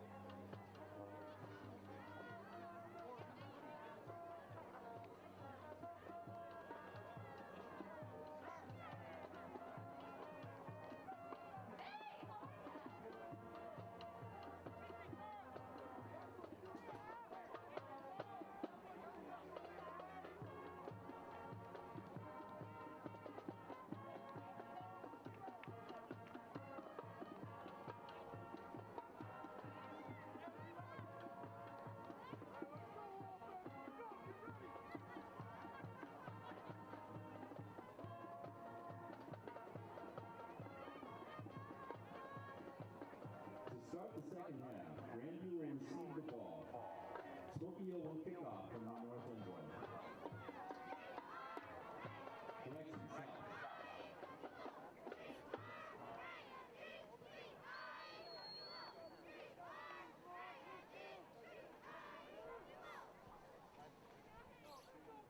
Welcome back to Legacy Stadium.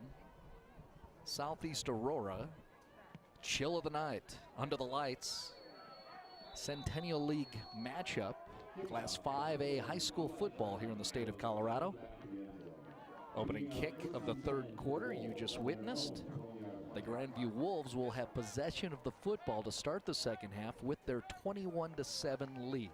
As we zoom in on that huddle of the Grandview Wolves, 1-2, 9th ranked though here in the fall 20 season, taking on the Smoky Hill Buffaloes, also 1-2. The Wolves began the game with that 3-touchdown lead, and at the end of the second quarter, within the final minute, Smoky Hill able to get on the board. Happy to have you along with us as we begin the third quarter. Grandview handing the ball off to Musa Al-Safar. That's a familiar look, including the gain of 11 yards. Yeah, another first down for Al-Safar, doing exactly what they've been doing all through the first half. So things going well. Couldn't really draw it up much better than it's been going for the Grandview Wolves offense. Smoky Hill going to have to come up with a way to stop that rushing attack if they want to close this 2-touchdown gap. So just getting underway, 30 seconds into the third quarter here, 21-7 game. The guys in black from Grandview with that 14-point lead. Smoky Hill in white, playing some good defense right there. That is E.J. Velasco, the linebacker, coming up, number 30, and making a stop on Al-Safar. Happy to have you here, Marty Cesario, along with Chris Johnson. Phil Mildren heading our camera operations. Our director in the truck is Brian Roth. Jeff Ingram is our producer. And happy to bring you this presentation here with CCTV and ISPN as we're live from Aurora, watching the football here in Colorado. Second down play. Missed exchange, diving for the football. Jacob Burr gets on top of it before any turnover, which we've had 0 turnovers technically, except for we did have the onside kick that was recovered by Grandview. We did. We had the onside kick. We had 1 turnover on downs, but the ball has not changed possession in play yet. A couple of close calls for the Grandview secondary, looking to pick off Richardson from Smoky Hill, and then of course the muffed punt as well, and that was a very near tragedy for the Grandview Wolves, but Burr making the heads-up play, able to just dive on it, cover it up, and keep possession for this third and forever. That was a loss of 16 yards. 3rd and 25 right now, their own 11-yard line. Burr looking downfield, a little bit of trouble on his backside, evades it, and then trying to squeeze it in. Oh, what an excellent interception. Trailing the intended target, Kamari Lewis Stallworth, number 3 right there, gets the pick, and that is the first turnover for the night. Kamari Lewis Stallworth with the INT at midfield for Smoky Hill. It's almost like you manifested it right out there on the field, Marty, bringing up the turnovers. That's number 3 on the season for Lewis Stallworth. He leads the team, and very, very fortuitous timing there as Stallworth picks it off, and Smoky Hill with the late touchdown going into the break, continuing to ride with the momentum here early in the third as they look to close the deficit. And Chris Johnson bringing it up immediately. The momentum is, if we go back to that second quarter, the most recent score coming from Smoky Hill, that was that 4-yard touchdown reception from Alec Pinkowski receiving from Leslie Richardson. That was just 30 seconds roughly left in that second quarter. So interception by Kamari Lewis Stallworth and outstanding field position for Smoky. Quick, gunning it to the outside. There's Harris Jr. Gets across the 35-yard line and eventually pushed out of bounds. And fantastic protection for Richardson on that one. Had plenty of time, found Harris Jr. again. He was really well covered early in the game. Now in that final drive of the half, and there again on that play, a lot of space that Harris Jr. is finding about in that 8 to 10 sort of middle zone on the edge for Smoky Hill. 15-yard gain there. Richardson over the top again, trying to find Brown, or excuse me, Davey Norman. And that's too strong and pretty good coverage by Andrew Sorrow. Yeah, not as good a protection that time. Richardson under some pressure had to throw that one high downfield, and I think Norman might have even lost it in the lights trying to look over his shoulder and pick up the ball, as it was very close to on target, but Norman never really saw it coming down. Deep into the night now, 8:21 Mountain Time here in the third quarter. The chill is now coming off that Aurora reservoir to the north and east of us. It's late October, so feels like football. Smoky Hill down 2 touchdowns. Richardson gonna run on foot. One step with the left, jukes the defender, tippy toe across the far sideline, and a big gain into the red zone for Smoky Hill and Leslie Richardson. We've seen Leslie Richardson do that a couple times here tonight and all season long. I mean, he averages over 30 yards rushing per game coming into this one, and he's definitely got the athleticism. If you lose containment on him in the pocket, he'll make you pay. Gain of 19 on the run for Leslie Richardson III, and his 1st and 10 from the 15. Richardson, jump ball, receiver not looking for it. Excellent coverage. Marcus Williams, number 3. Definitely looked like some confusion downfield there for Harris Jr., and also a lot of black shirts in the frame as we saw that ball come down in the corner of the end zone. So Grandview secondary looking to regroup after that first long pass to Harris Jr. that moved him down here into the red zone, and the long run scramble there from Richardson as well. 2.5 minutes into the third quarter. Smoky looking to get within 1 score. Richardson flushed out of the pocket. He's got room across the 10, lays the shoulder into the defender, and gets to near the 8-yard line. Ooh, and he felt that one. He sure did. Looks like he took a shot there kind of in the abdomen area, as he once again taking ground as the pressure comes up the middle. Richardson rolls out to whatever side he feels is more open, and with the coverage downfield, he's not afraid to tuck it and go, although he might have a little bit of regret about that one as he comes back to the line. Yeah, he still looks like he's affected. Ball set 8-yard line, 3rd and 2 after the 8-yard run from Richardson. Keeper following the fullback, and he'll battle through to the 3-yard line. Caden Fitzgerald blasting away a couple of guys in black jerseys. The fullback, Richardson, with a short gainer. A little bit more blocking for him on the designed runs. I'm sure he appreciated that after the last couple of scrambles. Gets the first down. 1st and goal inside the 5 here for Smoky Hill, looking to punch it in for 2 unanswered scores. 4 snaps to get the score to reduce their deficit to single digits. All following up the interception by Kamari Lewis-Stallworth. Richardson, double move, Alec Pinkowski, touchdown. Pinkowski from Richardson. It looked like a case of deja vu, as that was the connection for the first one, but instead I think we're going to have a slightly more nightmarish sense of deja vu here for Smoky Hill, as a touchdown getting waved off the field.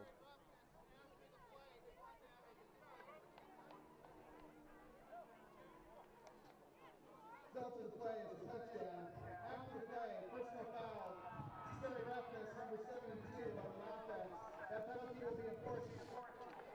Well, none of that was in rhythm except for this part. Richardson to Pinkowski and the score. That's right, the touchdown will stand.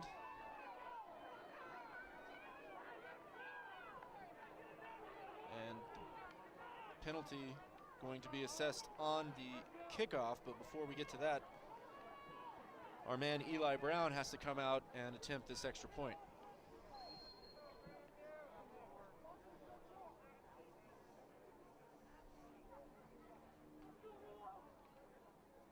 Seven-play, 49-yard drive. Richardson to Pinkowski. Brown with the PAT. Shallow just over the top of the defenders, but it gets through. And how about that?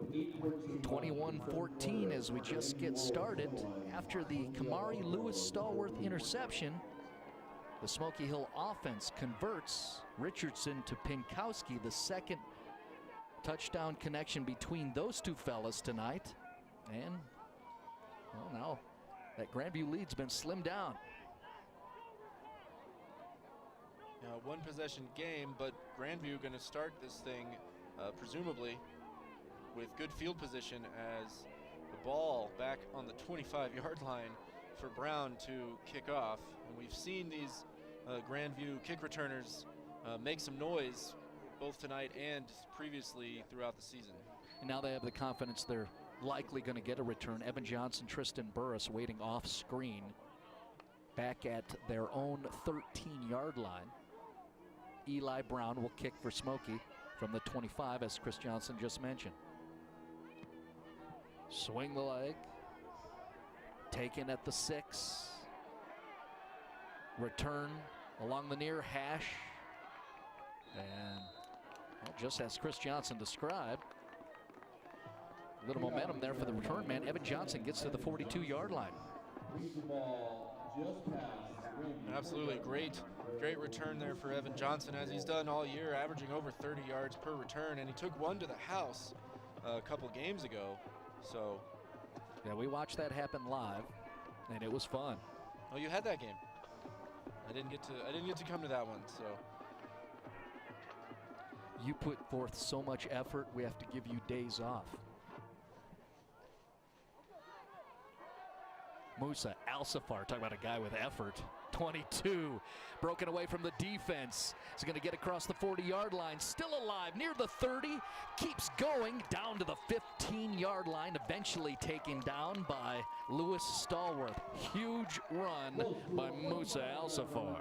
Musa Alsafar completely reversing field. And the thing that you really have to notice from that play is 40 yards down the field, quarterback Jonathan Broadus down there throwing blocks, getting Alsafar a little bit farther, really sprung him for the final 10 yards with a block way downfield. Jonathan Broadus. 47-yard gain for Musa Alsafar. That's the second time we've seen him opening snap of a series go for big distance. 1st and 10 at the 17. Keeper Broadus. And he doesn't mind delivering some contact himself. So the QBs feeling physical this evening under the lights. They certainly are. Like I mentioned the previous play, Broadus is down there throwing blocks. This time he keeps it himself, still delivering contact.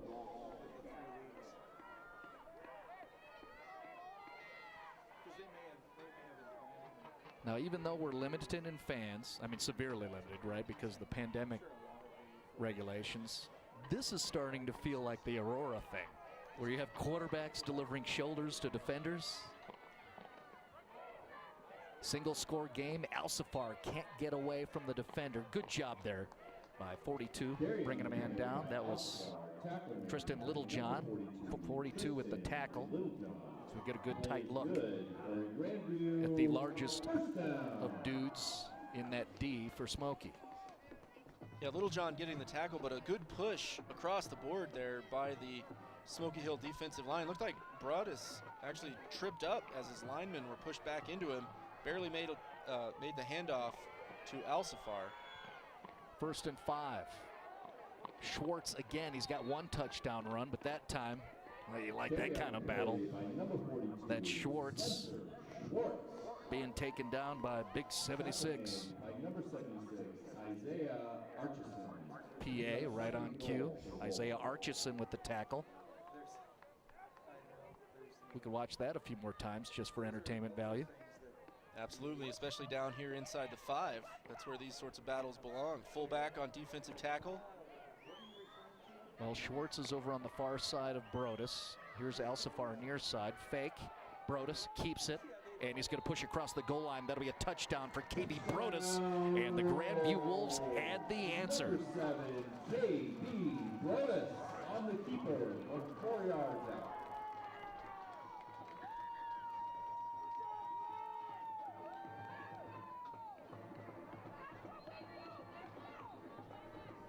Good counter by Grandview. Long drive after Smoky got the interception from Lewis Stallworth. Eventually got the touchdown from Pinkowski, but then the Wolves travel all the way down the field and get their lead back up to double digits. That was a big response drive for Grandview. They'd given up 2 straight, looking to be a little bit on the ropes. So a huge response there and a great play down at the end of it as they fake it to Al Safar and Brodus taking it in up the middle. Another penalty at the tail end of the touchdown, or the extra point there, that's going to be enforced on the kickoff. As we take a look here at the Grandview cheerleaders. I think the cheerleaders this time, we saw the Palm Squad at halftime. These are the cheerleaders. It's nice to have them around, including them and also the Palms and then the band. They have to be in designated positions, but we need them. They provide such great atmosphere. Now, how about this? How many times do you see the kicker set the ball down at the plus 45? He's got to go through the goalposts, right? I mean, that's mandatory. Either that or you go for the onside kick now with the Which field we- position, we which have we've already seen seen him that. do once. Yep. That's a good point. And instead, just a floater into the end zone. I think he tried to squib kick it, but he was so far downfield that even the squib carried over the line.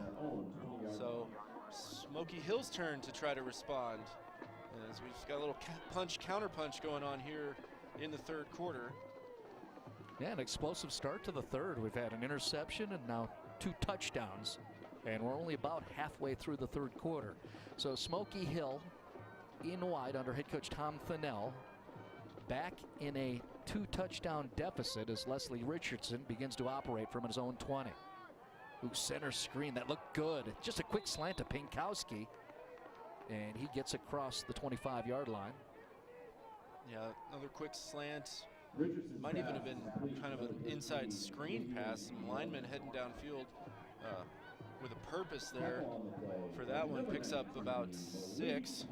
Malik Singleton with the tackle, and you see him with the, I don't know, quirky leg sleeve there.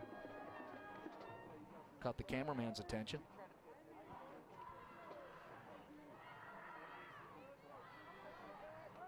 That was a gain of 6. Richardson to Pinkowski. 2nd and 4 coming up 26-yard line for Smoky Hill, down 2 touchdowns. Ooh, careful, but Richardson got it. Steps through, he'll get the first down plus more. And eventually taken down with a shoulder tackle by, again, Malik Singleton coming up from his Lobo position. Yeah, a bit of a high snap there. Richardson handles it, and then not sure if he just decided to take off downfield because of the high snap or if that was a designed run all the way. It turned into a 10-yard gain for Richardson. Yeah. Near disaster. Whether it was planned or not, it was effective and results in a first down. Well, Richardson with his boy Caden Fitzgerald, the fullback, right there protecting him. Over the top, nobody there. Look at the staff reacting. They want the call downfield, and it's not going to happen. Yeah, you see them lobbying the officials. It happened right there in front of the bench. I think what they saw was a little bit of a jersey grab. As Marvin Jones tried to make that turn, right? Jones was trying to get downfield and get the step. The officials obviously didn't see it, and it's going to be 2nd down. On a night where we've definitely seen a few pass interference calls, not going to happen there. 2nd and 10 coming up 36-yard line for Smoky Hill. Richardson before the pressure comes, too strong and over the top of Pinkowski. And pardon me, the intended target was Davian Norman. Yeah, great protection that time for Richardson, but a little bit too much mustard on the ball as he sends it downfield for Norman.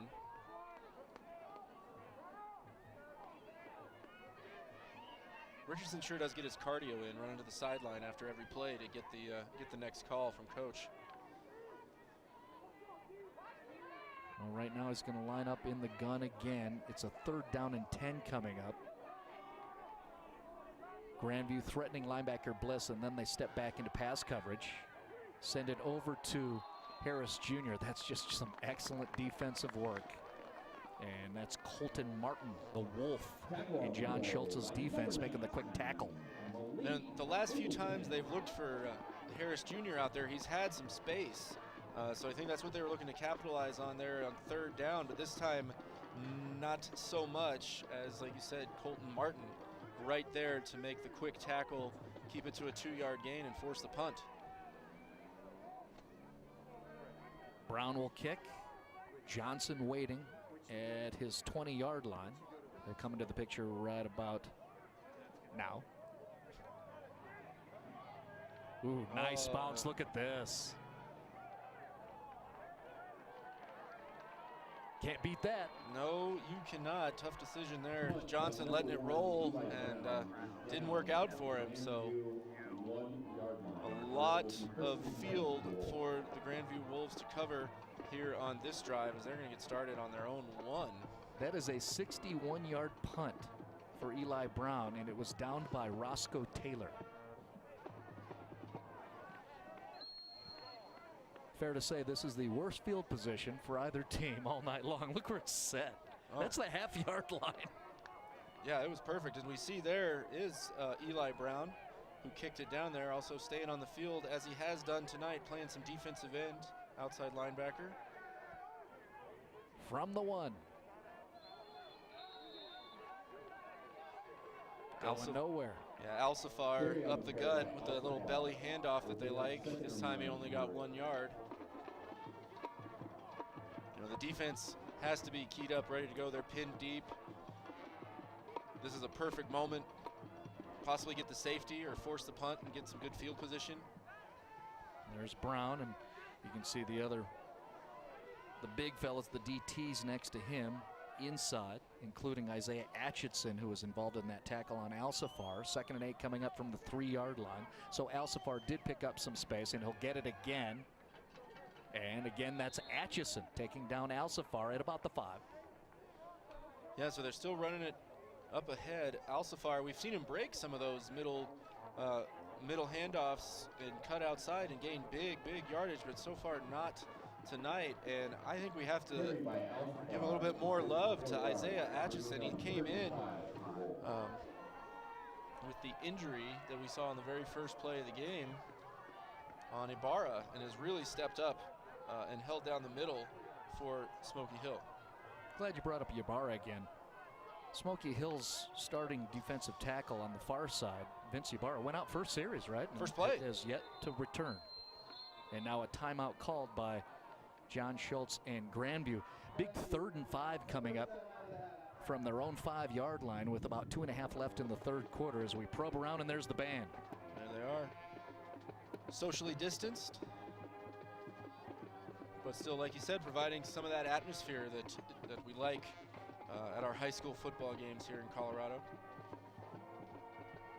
Percussion section masked up. The rest of them, it's hard to play a flugelhorn with a mask on. Different sound, right? Very much. So the Wolves rocking out. We love you, Aurora. Right now, their team has the 2-touchdown lead.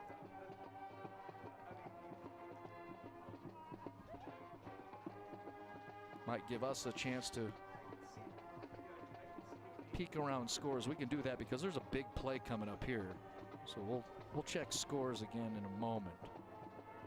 But this is 3rd and 5 at their own 5. Smoky Hill's defense would love to force Grandview to punt in their own end zone. Burr fakes the handoff. He's going to pass the football, and he's got trouble. Gets it to Schwartz, the fullback, and they're going to pick up the 1st down. Look at big Spencer Schwartz getting to the 25-yard line. Spencer Schwartz doing a great job. He chip blocked, rolled out into the flat, and provided an escape valve for Burr, who needed it. You see, Eli Brown was in coverage on Schwartz at the beginning of the play, then ran up to try to make the tackle on Burr, and Burr just flipped the shovel pass right over there to Schwartz, who rumbles down the sidelines for about 15, and a much-needed 1st down gets him out of trouble. Officially, that's a 17-yard gain by Schwartz on a 3rd and 5 on their own 5. Jet sweep, Evan Johnson, a lot of room over there on the far side, and eventually taken down at the 42-yard line. So just like that, Grandview, consecutive plays with chunk gains. Johnson. Play is Yeah, good. 2 big plays to opposite sides of the field. They get, 3rd and 5 on your own 5. You get out of that hole, then you run the jet sweep. Johnson finds a lot of room of the left side, and just like that, they're near midfield. Short 17, then Johnson on the run for 19. And how about that for some variances? Hashtag pandemic. As you get Schwartz and Johnson, 2 different styles. Back to Schwartz, taken down immediately. Loving that contact, and now drawing the flag Penalty marker on the play. for verbalizing the feels. That was good work by Michael Williams, but then the extra is going to draw the flag.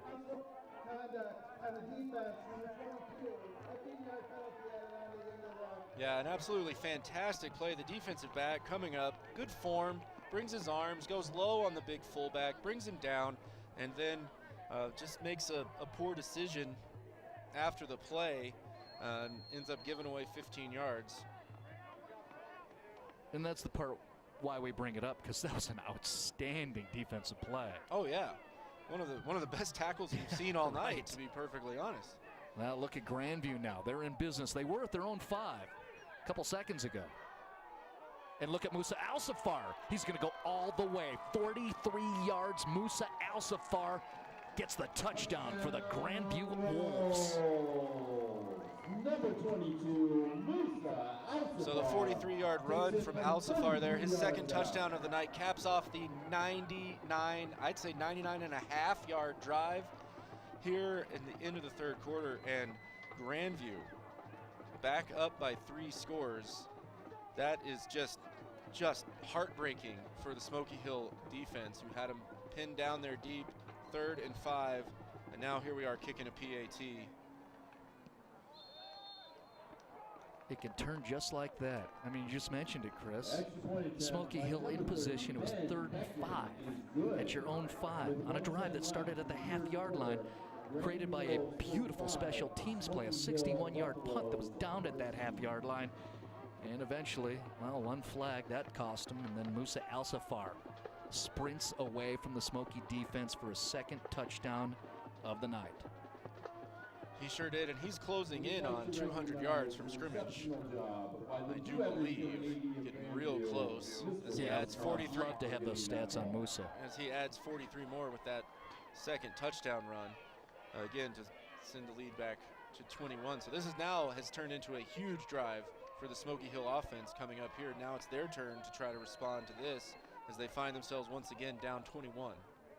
Musa Al-Safar, 43-yard touchdown run. Now Beckham is going to kick it. We've seen all kinds of kicks from Ben. And a good job chasing the football down and getting on top of it for Smoky Hill. Sure was. That's Jackson Thompson, the linebacker, coming up, diving down, making sure that ball doesn't get loose. Because if that thing starts bouncing around back there, that could have been disaster. So a nice special teams play there. As Richardson heads back out onto the field to direct the troops for the first play of this very critical drive for Smoky Hill. Just 7 minutes ago, Alec Pinkowski had a 4-yard touchdown reception. It was a 7-point game. Well, there's Pinkowski trying to collect the football one-handed, followed by Marcus Williams. Alec cannot bring it down, but since that Pinkowski touchdown at the 8:14 mark, quickly 2 Grandview scores, and now we got a 21-point spread, and Williams is going to stay down and get stretched out at the calves. Yeah, I mean, he was running hard to go step for step with Pinkowski down the near side there. So it looks like he might have overworked one of those calf muscles, so we'll let him get checked out, and we'll check the scores, I think. Huh, Marty? What do we got? Yeah, well, we had a 14-14 game between Valor and Castleview in Douglas County. Well, now it's number 2 Valor, 42-14 over the SaberCats. Fairview leading Legacy 24-14. That's a halftime score between 2 3-0 teams. Fossil Ridge about to go 4-1, leading 27-7 over Pooter. Horizon 7-0 lead at halftime over Prairie View. Legend could go 4-0 if they can finish up in the town of Parker. They're leading 14-0 over Shap. Regis big over Douglas County 42-0. Eagle Crest now up on top of Arapahoe 20-13.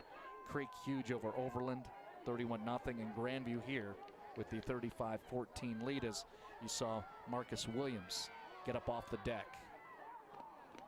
Richardson over the top of Harris Jr. Yeah, and the pressure getting to Richardson again, rolling and firing high to his receiver on the far side. Grandview's front seven, they've been able to bring that pressure consistently throughout the night and keep Richardson from getting comfortable back there in the pocket. Getting a good look at those defensive players, including Jacob Malavau, 51 in the center there. And then Makinde Wakalanji trying to make a stop of Smoky Hill. Richardson with the toss to Pinkowski. And some excellent coverage. Right on target to Pinkowski, but the coverage from Trent Carlton was right there, made it impossible for him to bring it in. So a 3 and out, not what you're looking for if you're the Smoky Hill Buffaloes in that situation. With the momentum shifting away from you here over the course of the third quarter. Grandview forces a punt. How about that? That's football. Marcus Williams goes out because of an injury. Trent Carlton comes to reserve his position and makes a very nice play to force the punting situation. Now that we have a Grandview timeout, let's go ahead and check the 4A scores because, well, number 1 Dakota Ridge was in action against Wheat Ridge, and the updated score from that game, Dakota Ridge, well, it's still a second quarter score, we'll call it, 7-0 lead. Chatfield 23-0 over Golden. Stanley Lake 6-3 over Bear Creek. Here's the huge one, and it's a final. Palmer Ridge, who had just moved up to 4A, 3 consecutive championships at the 3A level, 42-20 victory over Montrose, handing the Indians of Montrose County their first loss of the season. Vista Ridge 27-7 over Mesa Ridge. Go ahead, Chris. Yeah, you can't say enough about that Palmer Ridge program and what has happened down there in the town of Monument over the last half a decade or so. Luke McAllister, the quarterback, who will be a future Colorado State Ram, now 4-0 with the win over Montrose. Here's a guy that perhaps reportedly Mountain West staff members are becoming aware of. The dunk master, Anthony Harris Jr., getting looks in the Mountain West Conference. And he got a look from Richardson there on 4th down and came up just short. So another 4th down conversion attempt. This one just inches shy on the long 4th down conversion. Smoky Hill now, I believe, 2 for 4 on those 4th downs. And so great field position again for the Grandview Wolves. Yeah, and this is what happens. Look at that. They're set up at the plus 42 with the 21-point lead. Back to Musa. Upended underneath there. Yeah, underneath was Tristan Littlejohn, but it was Kamari Lewis Stallworth with a nice tackle from the top side. Yeah, and they worked together to bring Alcifar down, but after a 6-yard gain, and Alcifar continues to just find big running lanes up the middle here as Grandview going to bring the third quarter to an end with this play, it looks like. Ooh, jump 5 yards backwards. And I would love to find, I'm going to have to call the staff and see what the stats are on Musa, because we're interested, right? He's had a really nice night. Well, I know he was over 100 in the first half. He added 43 on the long touchdown, and he's had some chunk plays alongside. So if 200 isn't in his rearview mirror, it is something he's coming up to real quick. We know Musa has touchdowns of 3 yards. That was back in their first series to make it 7-0. And then he just, most recently, a 43-yard touchdown score for Musa Alcifar. And right now the Wolves, with that depleted personnel, especially along the line of scrimmage, have the big lead as we flip over to the fourth quarter. 4 fingers in the air. We pause real quickly and look at the band for Grandview on their senior night. And there's the Palms waving the October pink palms. pretty happy right now as the Wolves have the lead.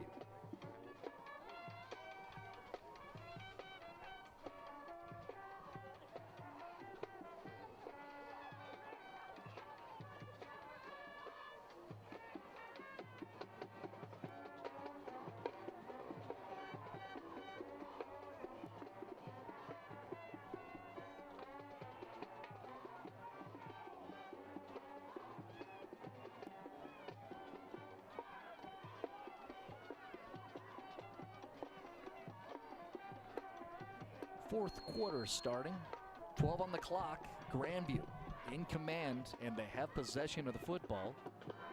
It's KB Brodus this series running the offense of the Wolves.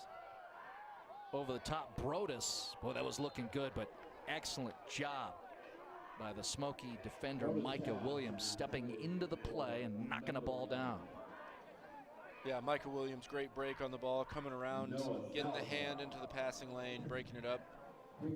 But you had mentioned it right as we went to the end, and I would like to bring it up again because of the great protection that they provided Brodus on that last play. But that offensive line, boy, if you didn't know that they were depleted, I don't know that you'd know. Right. Brodus, well, they're letting everybody in, setting up the screen to Alsafar across the 30, 25-yard line. Brought down from the backside, chasing E.J. Velasco brings down Alsafar, but not before another first down pickup. And let's call out their names because, yeah, again, there's two guys missing. I know that were starters from the last time we had a broadcaster with Grandview, notably Trevin Heil, the future Nevada Wolfpack center. Well, these guys, Chase Thayer, Jack Denton, Wyatt Walters, Tanner Curtin, and Zach Henning. Outstanding. 35 on the board for their offense, and they're moving. Brodus turns, Alsafar up the gut, push, Alsafar. Still moving his feet. Wow. Driving the squat rack into the cement wall. Yeah, Musa moving the pile. Alsafar, he's listed as only 5'8", 175. Does not, he runs like it in terms of his speed, but when he goes up the middle, he does not run like 5'8", 175. He drives the pile, pushes over guys. Almost as well as his fullback. That kind of highlight is almost as special as a 90-yard run. Matter of fact, it could be, right? Because that's impressive. Well, there he is again. Off tackle, right side. And a short gain of 3. Inside the 5 they go. Grandview looking to put some huge distance between them and their Aurora rival, Smoky Hill. On a night when both teams come in at 1-2. Both teams coming off of losses. Smoky recently lost here on CCTV to CT, Cherokee Trail 35-21. Grandview got the doors blown off 37-0 to top-ranked Cherry Creek in their most recent contest. And then had the heartbreaker before that. So Grandview with a 2-game losing streak coming into this one. They've had some good games here with Cherry Creek Television. We were here for that Eagle Crest game with Grandview where the Wolves put themselves in a position for a buzzer-beating kick and they missed it. Brodus makes one cut and he's going to try to push across the goal line. Can't make it happen. Stopped by Roni Ciro Akibogan. Yeah, stopped right on the doorstep there, bringing up that third and about 8 inches. Trying to extend the lead to 4 touchdowns. The guys in white right here, huffing and puffing. They've been on the field a lot here in the second half.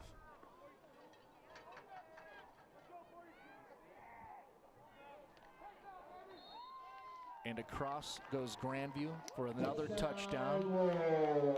That's a QB sneak for KB Brodus. His second touchdown of this half. KB Brodus platooning with Jacob Burr, and he's got 2 on the board in the run game. Yeah, just the old-fashioned quarterback sneak down there on the 1-inch line. not a lot that can go wrong, and it didn't for the Wolves.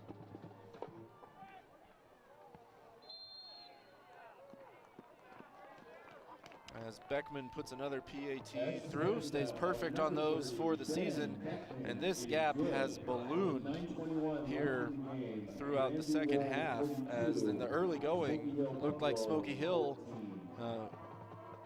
was putting the comeback together, cut it to 1 touchdown, and look at us now, 4-score game. Grandview Wolves really putting their stamp on this one here in the second half. Well, you think of this, we started the third quarter. To begin this second half, Grandview, 4 snaps, and then the interception by Kamari Lewis Stallworth, and Smoky immediately converted. They drove down the field, got the 4-yard touchdown reception from Alec Pinkowski. The score was 21-14 at the time at the 8:14 mark in the third quarter. Since then, Grandview, Brodus, Alsafar, and you just saw Brodus again. Kickoff by number 30, Ben Beckman, goes through the back of the end zone. And this is just about Smoky Hill's last chance to make this a game. They've got to do something with the ball here on this possession, and they need to do it relatively fast. Well, they've got the guns, right? And one of the things we were very excited about, we've been talking about it for 3 weeks, right, is when can we have the moment to have Pinkowski, Harris Jr., and then Davey Norman all here on the same night, receiving footballs from Leslie Richardson. That's good stuff. Well, we've had that, and we've seen great moments, but obviously not enough because you're looking at the score. Yeah, and you can't say enough about that Grandview defensive secondary. Absolutely just holding those guys in check. Rulo, Williams, all those guys. And, of course, you know, even going to the kind of down the depth chart, we saw, you know, Trent Carlton come in after Williams was shaken up, and he did a great job preventing Pinkowski from catching what would have been a third down conversion. So that Grandview secondary, you know, they lead the defense. Some of the top tacklers are back there. They really set the tone, and they've done the job. They've gotten it done. Even in the name game, they've been strong for 17 years under Coach Schultz. 2 Wolves and a Lobo and a couple of CBs, and they've been really good tonight. Richardson fakes the handoff, steps through one defender, and he's got a lot of room. He's going to get past midfield. One waiting back, that's Rulo. Cuts across, gets away from Rulo across the 25-yard line. Long run, and then worn out is Leslie Richardson III. So the designed run for Leslie Richardson III rips off 55, 60 yards, and I think it bears mentioning the stiff arm there at the end. That's a quarterback, folks. Mm-hmm. Who's had a long night running around. Because let's be fair, there is no run game for Smoky Hill. He's the guy. He is. He is. We mentioned at the top, over 90% of the offense produced by that man right there. And that doesn't even count the yards he gets going back and forth to the sideline to get the plays. Which is a great point, Chris. Richardson goes to his staff, gets the play, and comes back to huddle. Well, he just went 60 yards, and really, I mean, you know, it was up and down, so probably ran 75, 80 yards on that play. Absolutely. And, you know, you look at the staff takes the timeout. I was just about to say, I think they're taking a timeout to give him a break. Yeah. And he deserves it after that run. I mean, we saw him get out to that left side, and he had a lot of green in front of him. And we thought, wow, that's going to be a really nice run. Then he broke it back towards us, stiff-armed the free safety to the ground, and kept running until someone finally was able to shove him out. They're right on the cusp of the red zone. So great play there by Richardson. I would have loved to have been in that quick huddle as you see Richardson come back over. A little worn out still, but you know, you wonder, you know, the bright offensive mind of Tom Thinnell. This one, probably a little more simplistic, right? Just breathe a little. Yeah. Richardson going to throw. He had pressure coming his way. Almost found Norman. And there's one of those moments. Pressure made Richardson release it quickly. It absolutely did. And just about a half step too far out of reach for Norman in the end zone. I thought he was going to Harris Jr. in the flat, out to that side, but he went for it all and almost got it as he stood there backpedaling a little bit in the face of the heavy pressure that Grandview was able to put on him up the middle, as they've done all night long. Well, brings up 2nd and 10 from the 20. Gives Richardson a little breather after that 60-yard run, except for this part where here comes more pressure and, well, with the low pump, double fists, Randy getting the sack. Todd Solner coming through with the linebacker blitz, bringing the pressure, and Richardson goes down for the big loss. Lost about 10 on the play, as he just didn't have time to get any of those receivers that we've mentioned. He didn't have time for any of them to get open. And now we've got a 3rd and 22. Well, there's that attack mentality, also situational. Grandview's defense knew, got a tired quarterback, get at him, make him run away from you again.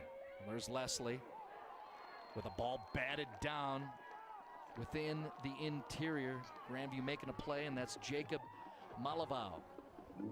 Jacob Malavau couldn't quite, they always tell you, at least they told me back when I was a defensive lineman in high school, if you can't get to the quarterback, get your hands up. And that's what Malavau does, is they tried to set up that little wide receiver middle screen. And 4th and 22, and the offense staying on the field here for Smoky Hill.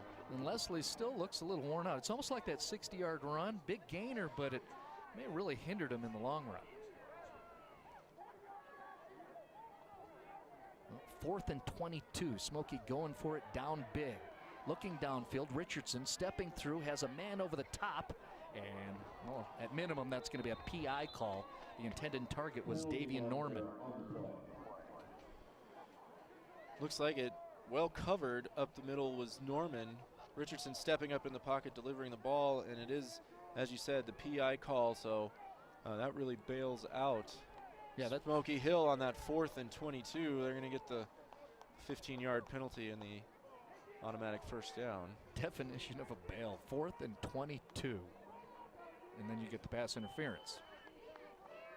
So this will set up the Buffaloes within the red zone. They'll be at the 19-yard line after the pass interference. 4 minutes into the 4th quarter at Legacy Stadium in Southeast Aurora. So it looks like I misspoke. It is not an automatic first down, but it does make it 4th and 8, much more manageable than the 4th and 23 that they were facing on the previous snap. No bail, better position. Richardson going to throw again. Releases early. Boy, that's a nice connection with Anthony Harris Jr. That is an FBS level play by a wide receiver, and a touchdown for Harris Jr. from Leslie Richardson. Sure was. Great job coming back for the ball. Then just out of reach of the defensive back. He had the first down all the way, took it in for the touchdown. You mentioned earlier that some Mountain West staff starting to take a look at him, and I think they are right to do so. Well, part of the fun of that with Anthony Harris Jr. is, and I've cut up the highlights myself, he's a dunk master. I mean, he has floated a lot of highlights around the social platforms, deservedly so, because he's fun to watch on the hoops court. But then, you know, now that he's joined the Smoky Hill football team, catching some passes from Leslie Richardson, he's caught some attention. People are looking at maybe some other people, and they realize who's 15. And you see, he's a little raw, but the athleticism's there. And that play, that just makes me, I have zero coaching resume. I got nothing. But what we just saw, like, we could teach you some things. Absolutely. Absolutely on that. You know, they say you look for the guy who runs to first. You'd have two guys. One guy runs to first with perfect form. Another guy runs to first with terrible form, for a baseball analogy. You want the guy with the terrible form, because when we teach him the right form, he's going to be faster. And I think that's what we're looking at with Harris Jr. But Smoky Hill still in a tight spot here, down 3 possessions, less than 8 to go. Defense is going to have to come up with some stops. They're going to have to find a way to shut down Musa Al-Safar on this possession. Or maybe get a big turnover. There's the onside kick attempt. Ooh, that ball gonna is live. And they're going to scrum for it. Who's underneath there with the football? Ooh, 84 for Grandview, recovers it. So Trent Miller, the senior tight end, Onside kick. out there for the hands team. Number 84, Trent tight ends always of utility on the hands team there in the middle. And Miller doing the job when called upon. Doesn't factor much in the offense, but kept his head in the game here all the way. He was needed for a big play, and he came up with it. I like the decision by the offensive coordinator. That is Miller, who is flanking the quarterback Burr in the backfield. So, hey, you earned some moments. Get out there. And he's blocking he makes right a great there. block, absolutely. 84, Trent Miller. A couple of plays in a row that are notable here on the screens. Tim Dudley Jr. brings up 2nd and 9. Picked the right time, too. You know, the pandemic has offered the young athletes in the programs an opportunity to be on screens in various ways. And for Trent Miller there, he just did it with a $30,000 truck downstairs and a crew that definitely has college football experience on their resume. So good for you, Trent. Nice work, man.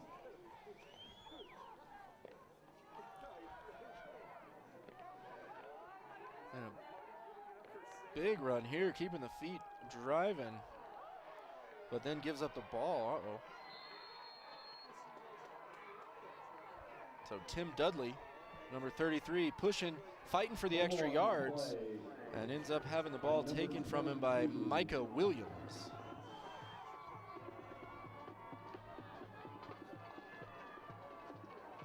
So big from the director, by the way, Trent Miller, working with a production that's a little more like 6 figures. I was just counting the wheels.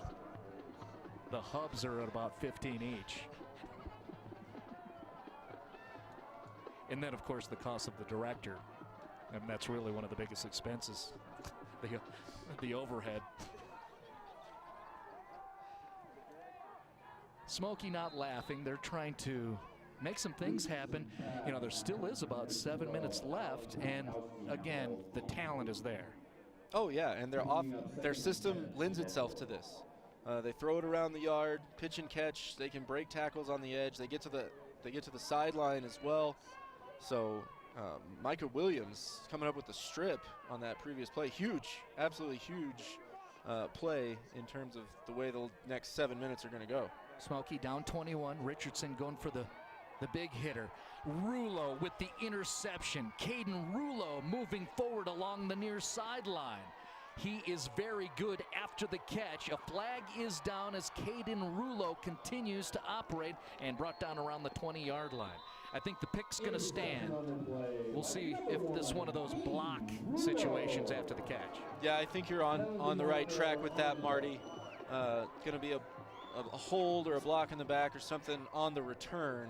So one good turn deserves another here as Grandview taking the ball right back. Caden Rulo.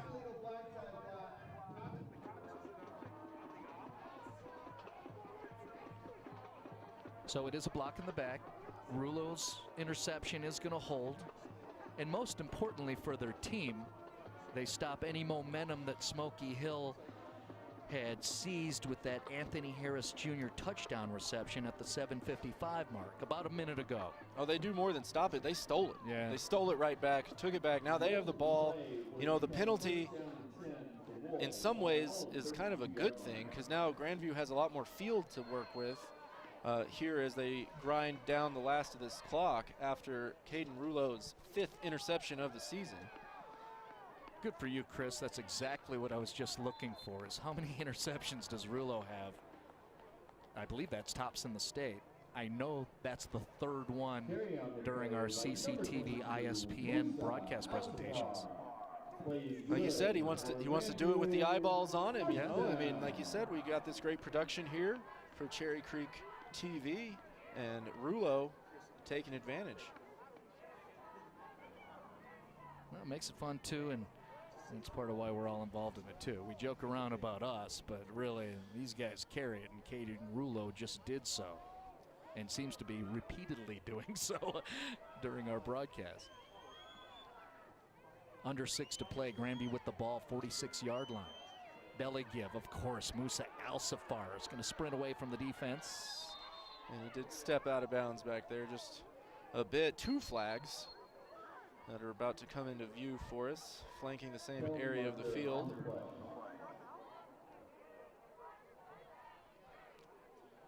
And as we wait for the official ruling on that one,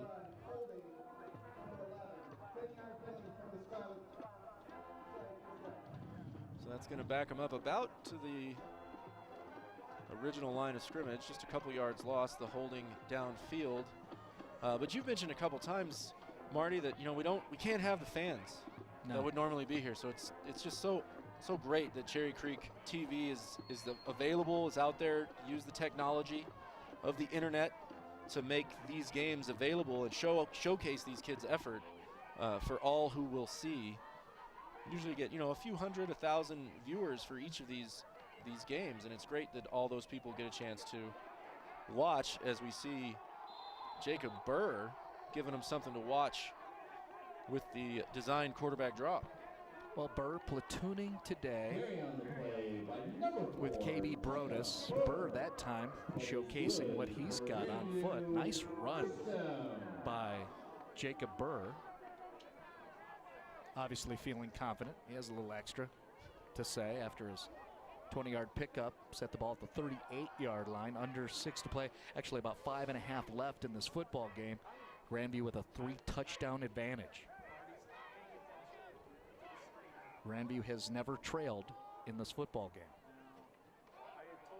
Alsafar tries to cut inside. That's good work by the linebacker, Velasco, and then he gets help from his other Smoky teammates. 30, Velasco. We've called his name quite a few times. We have, and he did a good job on that one, keeping the containment there on the edge. So important in just about any defensive scheme is to make that guy cut back and not get to the sideline, because all of your help is coming back from the middle of the field.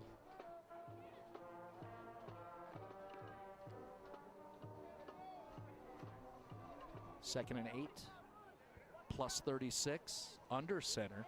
Burr, Johnson this way with a lead block and a tackle by the turf.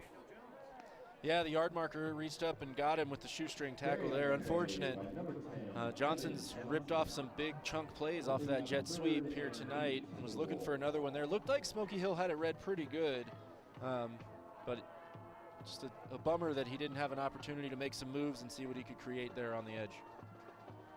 And that'll be comedy on film day only because it looks like you're getting the big win. Yeah, it's easy to point and laugh at film session when you're up 3 touchdowns. Under 4 to play now. Fake the handoff, QB keeper. Here comes Burr. And head coach John Schultz, the Grandview staff, and their Wolves just trying to expire clock and walk out of here by evening up their record in the regular season at 2-2. They're on their way to doing so. And they've done it in dominant fashion with a depleted offensive line. I think they're making a strong defense of that number 9 ranking here that might have been in jeopardy after a 2-game losing streak coming into this one. And with the armchair Twitterbacks who, might raise an eyebrow over that number 9 ranking, well, here's your answer. A flag in the air by the back judge before the snap. Well, Grandview still gets what they want. Clock remains ticking as we're finishing things up here at Legacy Stadium in Southeast Aurora. Next up for Grandview, Cherokee Trail, and that'll be at this facility here. Grandview at Cherokee Trail next week. Smoky Hill will drop to 1-3, and they will take on Overland, which will be special in a couple different ways. I know that it's been designated a military appreciation night. My favorite part of it is it's a fairly young trophy, but man, does it fit. They're going to play for the wagon wheel. Smoky and Overland for the wagon wheel. And that's all kinds of Colorado going on with that thing, and it's a great look on TV. Absolutely, and the more of those trophy games we can get in Colorado high school football, the better. Of course, they're huge down there in Pueblo. You got the bell, the cannon. Whole city comes out for those when they're able to. So to get something like that going on up here in Aurora is just going to be fantastic. That's been fantastic throughout the course of the season, including this evening. Musa Al-Safar gaining 15, absorbing human beings, and then pushing them forward from underneath when we can't even see them anymore. I feel 100% comfortable now saying that that man has rushed for more than 200 yards. 250 is not outside the realm of possibility, and some of them, and that includes some of those big screen passes, which actually go down as receiving yards. But even knowing that those are receiving yards, I still think he's right up there in that 250 area. All-purpose stud Musa Al-Safar having a very nice night and getting an isolation shot from Phil Mildren. Meanwhile, Grandview getting across the 10-yard line. A carry from a new name, so we'll bark it out. Yeah, Chase Dahir, sophomore, getting some reps here as we play through the end of this one. So, Coach Schultz had told me earlier in the season during a production call he liked a bunch of his running backs they had. They're just kind of young and inexperienced, and Chase is one of those guys. At that point, I didn't quite realize what the Al-Safar thing was, but now I am very aware. And look at this. There's Chase, gonna find some pay dirt, yeah. Number 5, Chase Dare takes it in from 9 yards out. Chase Dare gets a touchdown at the back end of this football game as Grandview gets near 50 against their Aurora rivals. That's a good moment for number 5 and the rest of the group there.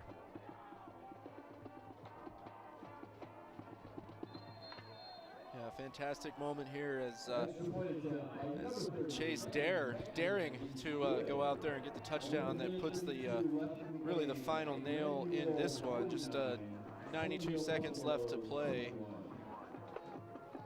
And some of those young running backs, like you said, Dare being the primary one, going to get some chances. Also some young players probably at other positions here on this final defensive, presumably the final defensive possession for Grandview, going to get a chance to go out there and get a few reps in live game action. A lot of new contributions, I guess you could call it. That's fresh based on what we've seen from Grandview this year. And notably, Spencer Schwartz gets a touchdown run back in the second quarter. And how about KD Brodus in the platooning situation with quarterback? He's got 2 touchdown runs and a passing touchdown to Evan Johnson back in the second quarter. At that point, it was 21-0, and that's when we started to realize Grandview might have command of this football game, and you can see on the scoreboard they definitely have that command.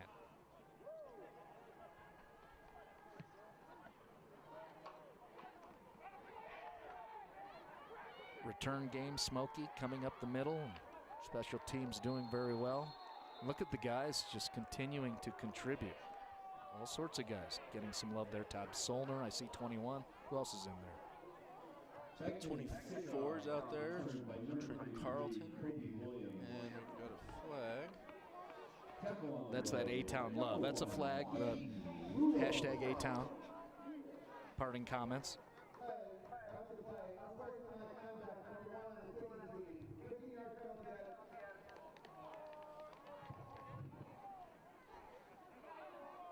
Just got tapped on the backside upstairs.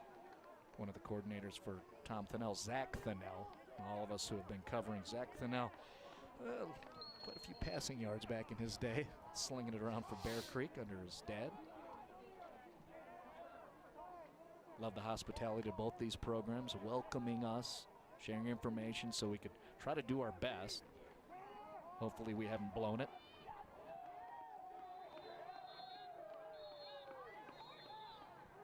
Well, that's still working. That's an FBS football player with about a minute left in a blowout game, and he's still battling, trying to make tackles. And again, that's probably an Aurora thing. Assisted by his brother, number 57, So the Wakalanjes. And that's just 2 of them. There's a third. Nakangelo Wakalanje is also a reserve defensive lineman for Grandview.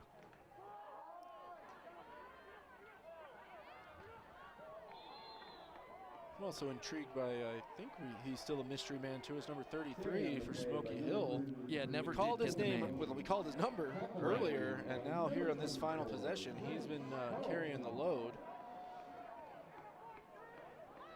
Penalty marker on the play.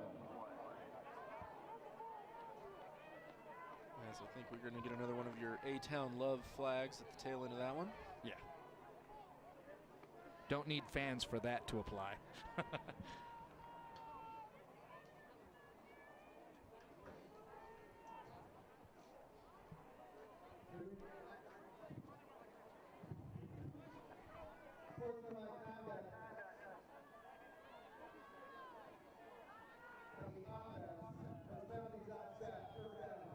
Okay, so offsetting penalties at the end of the play.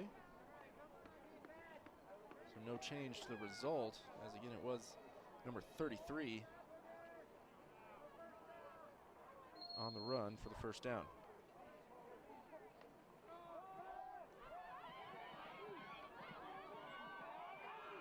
Nice run there. Getting to the 35, and we're clicking off the final seconds. Under a half minute. Well, it's 31 seconds now as we stop the clock. Checking the 5A ranked teams, Valor. They eventually ran away from Castleview. 63-21 was the final. So number 2 Valor is Valor. They can do that. Yep, absolutely. Right. Last we had 28-26, 2 3-0 teams. Fairview with a 2-point lead over Legacy. That's a good game. Legend is now 4-0. 49-0 win in their battle over Chaparral. Regis rebounded. They just took a loss to Legend and then beat up on DC 42-0. Eagle Crest threatened early, get the win over Arapahoe. So the Raptors will move to 4-0. Cherry Creek 45-0 over Overland. And that concludes this evening's game. The final score. And then of course our game, Marty. Yep. Number 9 Grandview, justified. Even at 1-2, get a big win over their Aurora rival, 49-21. So John Schultz's team again goes to 2-2 after the win over Smoky. Smoky Hill drops to 1-3. Grandview next will play Cherokee Trail. Smoky Hill will take on Overland in the wagon wheel game. And we want to thank you so much again. We sincerely appreciate the opportunity to present the student athletes and the programs in a very odd fall 2020 football season. Downstairs in the truck is, well, that's our dude running the show in the truck there, Brian H. Roth, and the H stands for habitually outstanding. And maybe just a little bit of hashtag Hill Yeah, Hill Pride. What it is. Chris Johnson next to me, thank you so much. Phil Mildren is our leader on camera operations, and of course none of this happens without Jeff Ingram.